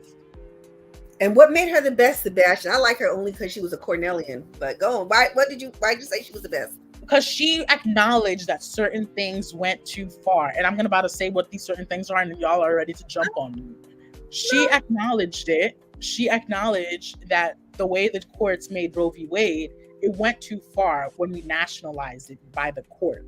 It should have only given Texas that right for it. It should have never been a whole nationwide thing, because this country is not... We don't have one philosophy on something. In this country. You favor states' rights, is what you're saying. Listen, I'm pro-choice, but I have to favor states' rights. I will say that. I'm pro-choice, but I favor states' rights. But I'm just going to say, there's like a comment that was like a little... I don't think that being conservative or having one or two conservative opinions automatically puts you in a white supremacy ideology. I don't think it does. Know. I don't think it does. I think that's very extreme and goes along with putting people in a box. It does, because there are Black people who do have some conservative values as well. Yeah, a lot of Black people. And not to mention, if you really look at the history of abortions in this country, they were very put in Black neighborhoods, and they were done on purpose. And the people that created them were very much, what's it called? Liberal. Margaret, is it Thatcher? No, not Thatcher. Sanger. Thatcher's the Sanger. Sorry, I always mix them up. I'm the worst. When I try, this is why I can't have arguments, because I mix up all the names because my ADHD. I'm a mess. But what's it called when you believe in breeding out bad genes in people? Eugenics. Yes, eugenics. And like, this is like horrible, and that's why it's important to know the history. Like, where I'm coming from, I make sure I know where these people been. Where did this really start? Because if you don't know your history, you're just going to repeat it, and you're easily manipulated, because people can just switch it up and like go to the bathroom on you and tell you it's raining, and you'll just be like, okay. Like, you know what I mean? But I know some people are going to... someone said states' rights is an old relic of Jim Crow. You know what else is an old relic of Jim Crow? And you guys are all going to scream? Runoff elections. Runoff elections are... 100%. I don't even know what they are. What are runoff elections? So, like, when the election does not get to a certain... When, like, one candidate does not get to a certain threshold, then the election has to be redone again with the highest... Tell us about... That's what happened in Georgia. That's exactly what happened. Designed. Sebastian teaches us too sometimes. You and Robin are our teachers. You know what else is also a relic of Jim Crow, but it's something that the Democratic Party literally loves. What's that, Sebastian? School zoning. School zoning. School zoning is not Jim Crow. It's very segregation. It's a form of segregation. I would agree with that. Yeah. There were kids that were from Queens that came to school in Long Island, but were using probably their auntie or uncle's address to come. Their mom was jailed or something. Some parents. No, that happened. There was one mother that went to jail for 5 years for this. Right. It was That was somewhere in the South. Longer than people that commit heinous crimes. But I do know this: Florida has a good system in terms of how they do their school zoning. It's pretty much better because like it's county wise. So you can go to school anywhere in the county. It's not just like you're zoned into that city, which is pretty good. But like in the Long Island, I don't recall anyone being sent to jail, but I do recall people being fined heavily, like $15,000. Well, the thing about Long Island and the way that they fund their school districts is also different. So part of it has to do with their tax base, and they literally pay a separate tax to the towns for education. Yeah, that is in New York, we did have school zoning. Part of it has to do with just where people live. Two things about that. Yes, in New York there was busing, but the other issue is having to distribute people evenly. But in like the 80s, the late 70s, early 80s, they did introduce the concept of school choice, and that's not the right word because that definition has morphed to this day. But it was I know that back when I was of that age, you could actually choose a school anywhere in New York City to apply to, and if you met whatever requirements they had for entry, you could get in. But then there's also reserved for people who just lived in the neighborhood and didn't want to travel. But right. Robin, but you do know in New York City, that's the thing. New York City's bigger. That's a whole city itself. It has 5 boroughs. Mm-hmm. Anyone in one borough can apply to school in another because it's it's a one system. But like there are kids like because I grew up in Nassau County, Long Island. Nassau County is very close to Queens. There are kids who came from Jamaica, Queens. There are kids who came all the way from Brooklyn that went to my high school, and were really doing it fraudulently. But they only did it because the high school was a much more better school. There was not gang violence. There was not these type of stuff and some people say, oh, my school was probably white. No, my school wasn't. White people only made up 10% of my school. Everyone else made up 33%. So it was basically a majority school.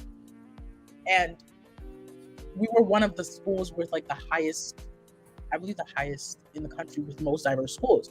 So it's not real. I agree with school choice, but I do see that some people are using it as a tactic to like not teach their kids things that they actually need to learn, which is stupid because some people are doing that. Some parents my mama lied about my address for my junior high school, just so you know.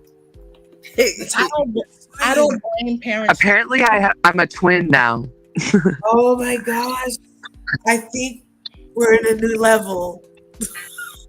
I don't blame parents who do that because some of these schools are not good. Basically, what I'm saying, like, yeah, some of them are not good. Some of them really. I know. I feel bad. Don't give a F. And like, there were kids who literally like came all the way from Brooklyn to go to my school, and like they would go all the way back, taking the Long Island Railroad all the way back, and I was like, oh god. The Long Island Railroad. Is that a long way? It is a long. The line. It's an unreliable train. It takes forever. Unreliable, and like let's say you miss it, you're fucked. You're fucked. Yeah, you gotta wait till the next day sometimes. No way. It's not like the subway. New York that this happens. It's not the subway. It's a different line. Like that's in civilization. There's the line where it's the subway, but like it depends on what time you took it. And like especially I know some kids who were in clubs, so they made sure that they got out of the club on time to go make sure they take that train on time to go back. Because if they didn't, they'd be effed. You're right. You're either going to spend the night or you're going to have to take the subway, which is 10 times more dangerous than the Long Island Railroad. I'm not stepping foot in that subway. I haven't stepped foot in 5 years. Anyway, I won't be stepping foot at all. Hey, guess what, Sebastian? My friend just told me 2 days ago that under the cover of every kind of darkness there is a new Long Island Railroad platform and system underneath Grand Central Station. She said it is fabulous. It went under the radar. She says it's got to be, I don't know how many floors below like the regular street. She says beautiful. Oh, it has shops. I ain't going, but just in case you come back and want to take the railroad, you got a new way. I definitely will. I haven't lived in the city in like a few years now, but I remember they just did like Fulton, and it was like a mini mall, like near Soho, and I was like, what in the? Listen, I love the LIRR, okay? I took it all the time. And that's the quickest way to get into Manhattan anyway. I love it. It's way much more better than waiting on the E train. It's way better. I didn't even know the train goes to Long Island.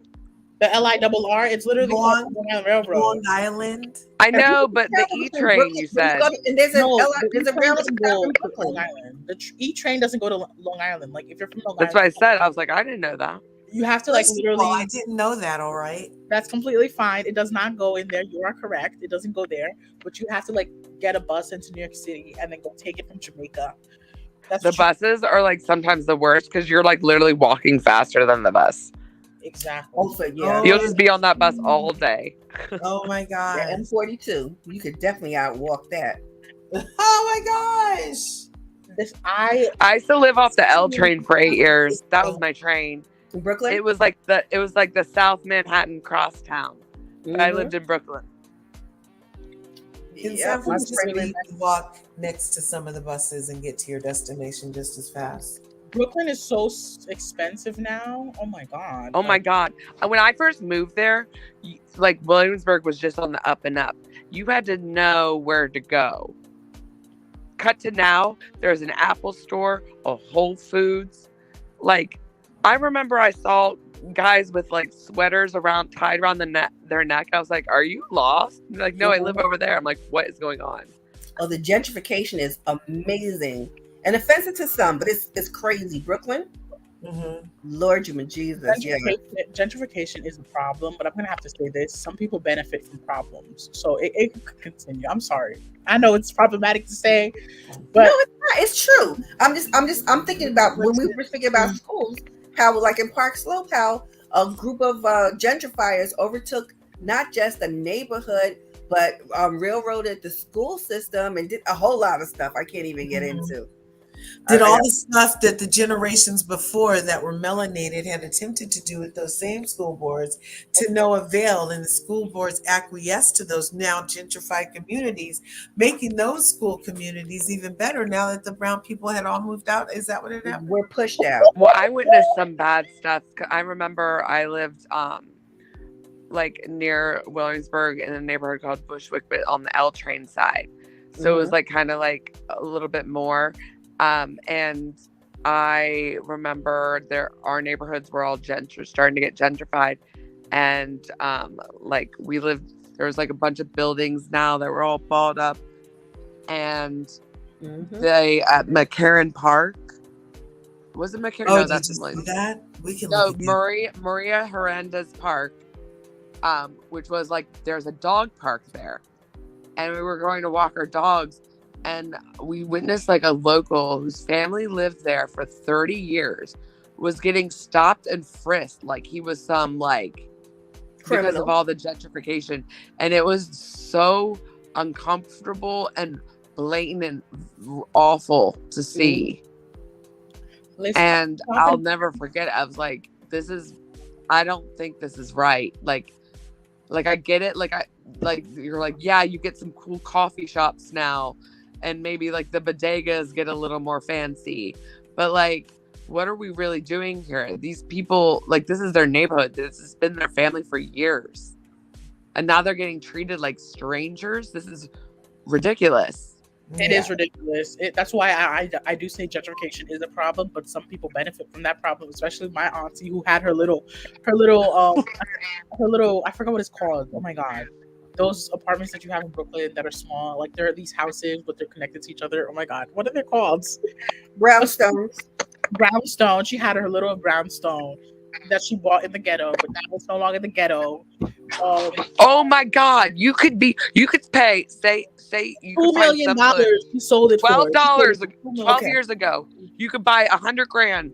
It's now worth millions. She sold it for $2 million, paid off her mortgage, and moved the hell out of New York City. I'm so mad at my parents. They didn't listen to me. I'm like, you need to buy even in Carnegie or like whatever, I forget what it's called. Narcy? Like if you could buy something for $50,000 and in like 8 years sell it for $1 million. The gentrification is so crazy. I almost died in Canarsie one time. I vowed never to ride, because that was that last stop of the L train, and I vowed never to ride the train like too late if I was tired, because I was so scared. Because like ever since I was a baby, like car rides put me to sleep, so I always like tried to stay awake. Like, and one time I fell asleep, and I was like, I'm never doing this again. If I'm tired, I'm taking Uber. Or yeah, you ended up on the train too long, huh? And I opened my eyes, and the scary man was smiling, going, "You fell asleep." And I was just like, "Oh, I was like, oh my God, I'm going to die." And then I got on the platform, and I literally found one sweetie looking normal person, like probably going to school. It was like 5 o'clock in the morning. He's probably like commuting to something, like, and I was like, I didn't know him. I just walked right up to him, got so close, and I was like, "Listen, I'm going to stand really close to you right now." And he's like, yeah, that's okay. I'm like, "Thank you." I got mugged in Canarsie once. Yes. I got mugged in Canarsie. She goes, "Who?" Is that a car? You said you got mugged in a car seat. No, it's Canarsie is in a car seat. Oh, that was good. I forgot Curves is not from the East Coast. Canarsie. Yeah, no. Canarsie is a town in Brooklyn. Is that near Schenectady? No, Schenectady is in Western New York, which we look. It depends where you're from. It's north. That's where it's like West. I thought area, right? I'm sorry. I always mix up all those areas. Isn't it near Westchester? No, Schenectady is Albany. North. It's near Albany. What is Paniki? It's all like Native American names. I can never pronounce them right. Poughkeepsie? Yeah, Poughkeepsie. Poughkeepsie is in Westchester, Mid-Westchester County, right north of New York City. Gentrification is colonization 2.0. Okay, there you go. I think so. I'm gonna say this: it's colonization 2.0 with benefits. Your property value will go higher, and you sell it for a nice place and leave. There you go. Yeah. Because Sebastian, you're right. That's your representation. That's your reparation. The effect of the displacement. Yeah, you lose your home, but you make it. You gain $1 million. So it's like, there's your reparation. Toss up. Oh no! Not there's your shit. Okay. So you know what, you guys? I want to wrap up right at 3 hours. This has been super duper fun. The last live on a Friday in the year 2022. You guys took your time to spend it with me here on Larger Curves. And this is. I'm nervous about odd years. I'm nervous about odd years too. A lot of weird shit have happened to me on odd years. I'm very scared. Me too, because I'm born on an even year. So I find on odd years, like events happen, like things, like odd things happen on odd years. And like, I'm not saying this year was a cakewalk, but like, oddly good. Well, 2021 was the worst year of my life, and I remember 2011 wasn't the best either. So I'm like, oh gosh. 2021 was the trashiest year in my life. Same. It was the worst year of my life. 2019 was trashy too. Any odd year was trashy for me. Either I lose relatives. That's what happens. I lose relatives. I lose relatives. Yeah, things just happen. Like bad things happen on odd years. I feel like. Well, why don't we right now affirm that 2023 can be different, and that just because something was doesn't mean that something has to continue to be. Because I mean, if the West Coast is having East Coast weather and the East Coast is having West Coast weather, couldn't it possibly be that some other things might change up? That is true. Or you can look at it, because I like sometimes when you gotta look at it this way. It's like maybe, like, say if things happen in friendships or whatever, God could be just clearing people out of your life, or things aren't clearing out of your life to make room for what you're supposed to be doing. And you kind of have to look at it more positively. But I mean, I'm not gonna say it's not easy. True. Yeah. But that's why I have to, like, I'm hoping, you guys know Heart of Inspiration, Dr. Lisa. Yeah, I love her. Shout out Heart of Inspiration. I'm hoping you don't know now, you know. I'm hoping she does a numerology live. I'm really hoping that she does before the new year starts because I cannot. 2023 cannot be trashy for me. It can't. It just can't. Mm-mm. Yeah, I don't think my heart can take it. My heart can't take it. It won't. It won't. Yeah. But somebody in the chat, did you guys see this new series that's going to come out? Millionaire Witches. What the hell? Yes. What? And it's about witches that help rappers be rappers, and they're millionaire witches because I guess they got that down. Wait, are you saying that they probably put some hexes on other rappers for these rappers? Ooh, look at they're just connected to rappers. I am Lala Nutia Hari, owner and founder of The Conjure. I would say a large amount of people have asked me to put rituals or spells on Angry Youngblood. Wow. Something involving Meek Mill? Meek Mill? I don't know. Wow, they're just out in the open now, aren't they? There's something that yes. go off, then they're going to ask her like, you pushed my hand so far, there was no way that I could look past shit. Then you put. Oh, Jesus. Y'all gonna have to tell me about that. Nigga before you. Oh. Been watching people for years, right, for this kind of case. This is why every day I rebuke anything sent my way and return it back to sender. You never know. People are dipping and dabbling, sending you things you have no idea. You got to rebuke it. Yeah, that's so that's going to be a new reality show. It's the Millionaire Witches and Rappers Doing Witchcraft for Me. Thoughts, neighbors? And Ahari TV. I don't know where that is. What TV? Ahari. Okay. Oh my God, guys. Oh my God. What? I did not know the news. Gabby Petito's parents said that Roberta Laundrie, who I'm guessing is Brian Laundrie's mother, was going to offer to lend him a shovel. A shovel, like to literally like shovel. Like I don't know if I can say what does that mean? To bury? I come to bury Caesar, not to praise him. That too, Brute? Really, Sebastian? Yes. Damn spot. How do they know? Sorry. How do they know? This is what they said in court filings. That's so freaking weird. Oh, really? But you know what? It might not be true because I'm just looking on Apple News and it came under the Fox News tab. Let me not say that. Because Long Island stuff, Fox News cover Long Island shit. Gabby Petito's actually not too far from where I grew up. That's crazy. Where is she from? I think she's from I forgot somewhere. Why is it not coming in my head now? Do you guys know real quick in these last 3 minutes about the Shinquela Robinson case? Do you? The thing is, I kind of say that Mexico was trying to get the U.S. to help them do something, but do you feel like, it's too little, too late, and Mexico should have never let him go, or what? The thing is, I'm not gonna say it's too little, too late. The only thing I can hope for is that justice is served, because like you don't do. This is why I don't travel with friends. When I travel, I do my solo travels. This is exactly why. But you know what? Not everyone is like me, and she trusted these people, and she was.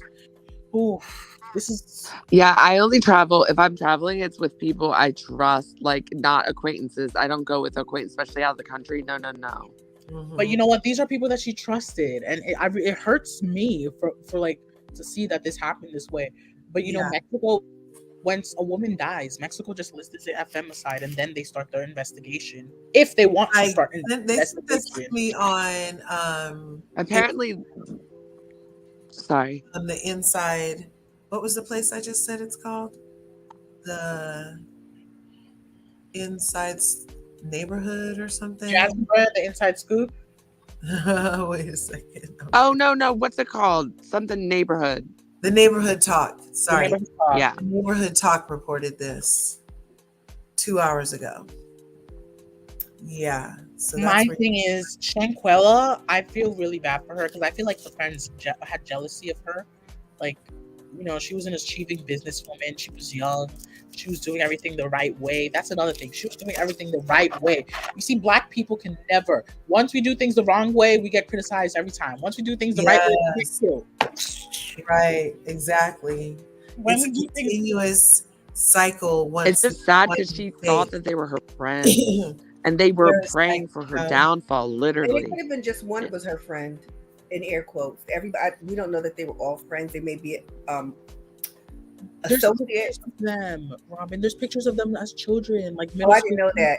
I haven't seen a whole. I've seen enough of it. I didn't know that. Literally, I think Sherelle, shout out to Sherelle. She in her first video, Shanquella, like she showed one of the pictures. Mm-hmm. It's too sad. Oh my gosh. And then the fact that they stole money from her. That part is very guilty. Mm-hmm. Like how nefarious can you guys be? It's awful. I have seen a lot of Queen Sheba has done a lot of deep dives on this. She's on YouTube. Yeah. She has a very different take, and her presentation, if you check her out, is Queen Sheba, SHIBA. Have you seen Nancy Grace go off on this?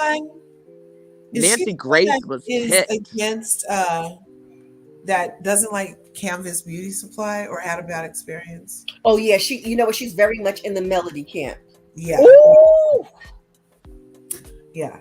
I've heard of her. She has good stuff over there. She does. Stuff. She had the best interview I saw. I think one of the best ones with Miss Van. Oh, really? It was really good and really. I was like, oh, you're very interesting. And it's like, that's why one of the things I don't like about reality is that they give us what they shape a narrative that's not necessarily who these people are or how these people would present themselves independently. But when I learned that she had her own title, she was a real estate title company, a minister, an author, radio host. I was like, oh, that's right. Krayla was all these. No. I was saying Miss Van. I was just finishing about Miss Van. I was still saying that. I like Miss Van. The thing is, I love Miss Van. Me too. Miss Van. It's just her daughter is just a little too much sometimes. That's the problem I have. Oh, she just redid her license today, her builder's license today. See? Wait, Mademoiselle. I lived on the border of Ridgewood and Bushwick. Off the L. I lived off the Cobb. Sorry, I just saw that. Oh, right. I might have been neighbors. That's for crazy. 8 years. The world is crazy small if you guys were neighbors and found each other here. That is freaking like I could have been swatting past you. Racing because I'm always late to the train. Have you ever seen a girl in a red turtleneck with a red ribbon in her head? I would have been tall and I would have been probably sweating because I'm running late sprinting. And then running into the bodega for a coffee or something. That is hilarious. That's hilarious. But you guys know what? So it's only 8-3. Ooh, another good one. 838. That's very flowy. 838. That was my first telephone number, like before you even need area codes. It was 838-2674. Isn't that weird how you remember your childhood phone number and I barely remember mine now? Well, that was a song. You never heard that song? Yeah, guys. Have a good night. Good night, Sebastian. Yes, I'm right at 3 hours, you guys. Thank you, guys. The larger night. We covered Real Housewives of Miami and talked about so many other things from reality TV to love, politics. Thanks to everybody that came through with the channel. Be sure you check them out. Naughty Love was up here. You know, I know Royer was in the chat. Royer's World. Who else came up? Naughty. Yeah, Naughty Love. She has a channel. And that's pretty much it. This was a good night. I appreciate you guys for coming through. And I just wanted to say hi. I can't believe I stayed. I can't. No, you were like, I'm only coming to say hi. And you stayed 3 hours later. Meanwhile.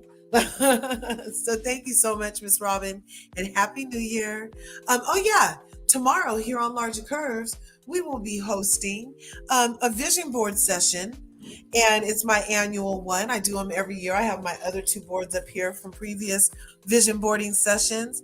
And this one we're going to do digital. So because there's an app for everything.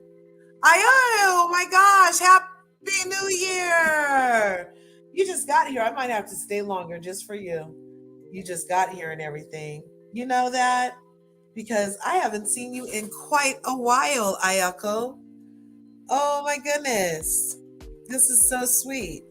I'm trying to make my thing come up. You know me, you guys. Here we go. Yay!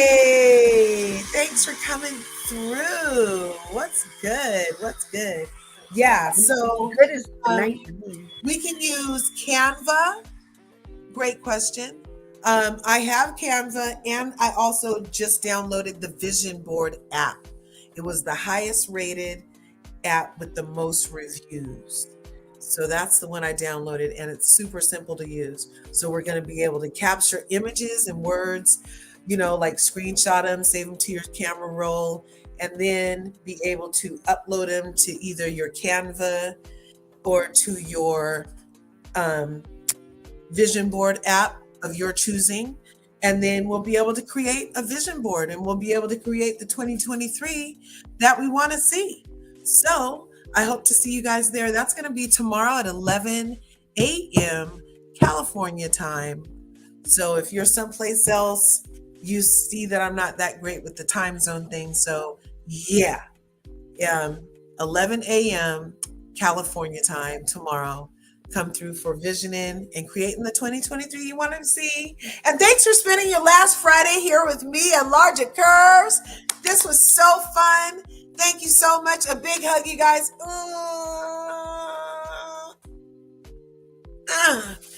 Okay. Oh, cleavage. Sorry. Yes. Okay. So I love you guys. And I hope you have a great rest of your night, or the first part of your day, wherever you are. Be your best. Live your best life. Shine your light. Okay? We get one of these things. We get one of these things. Okay? We're not getting a do-over. So do you, and do you to the optimally of the optimalist, and shine. Don't be afraid. You shining gives everybody else permission to do it. Watch. It's contagious. Trust yourself. Follow that dream. Do what you do. All right? And again, thanks for coming through to Larger Curves. Have a good night. I'll see you in the next video. Peace.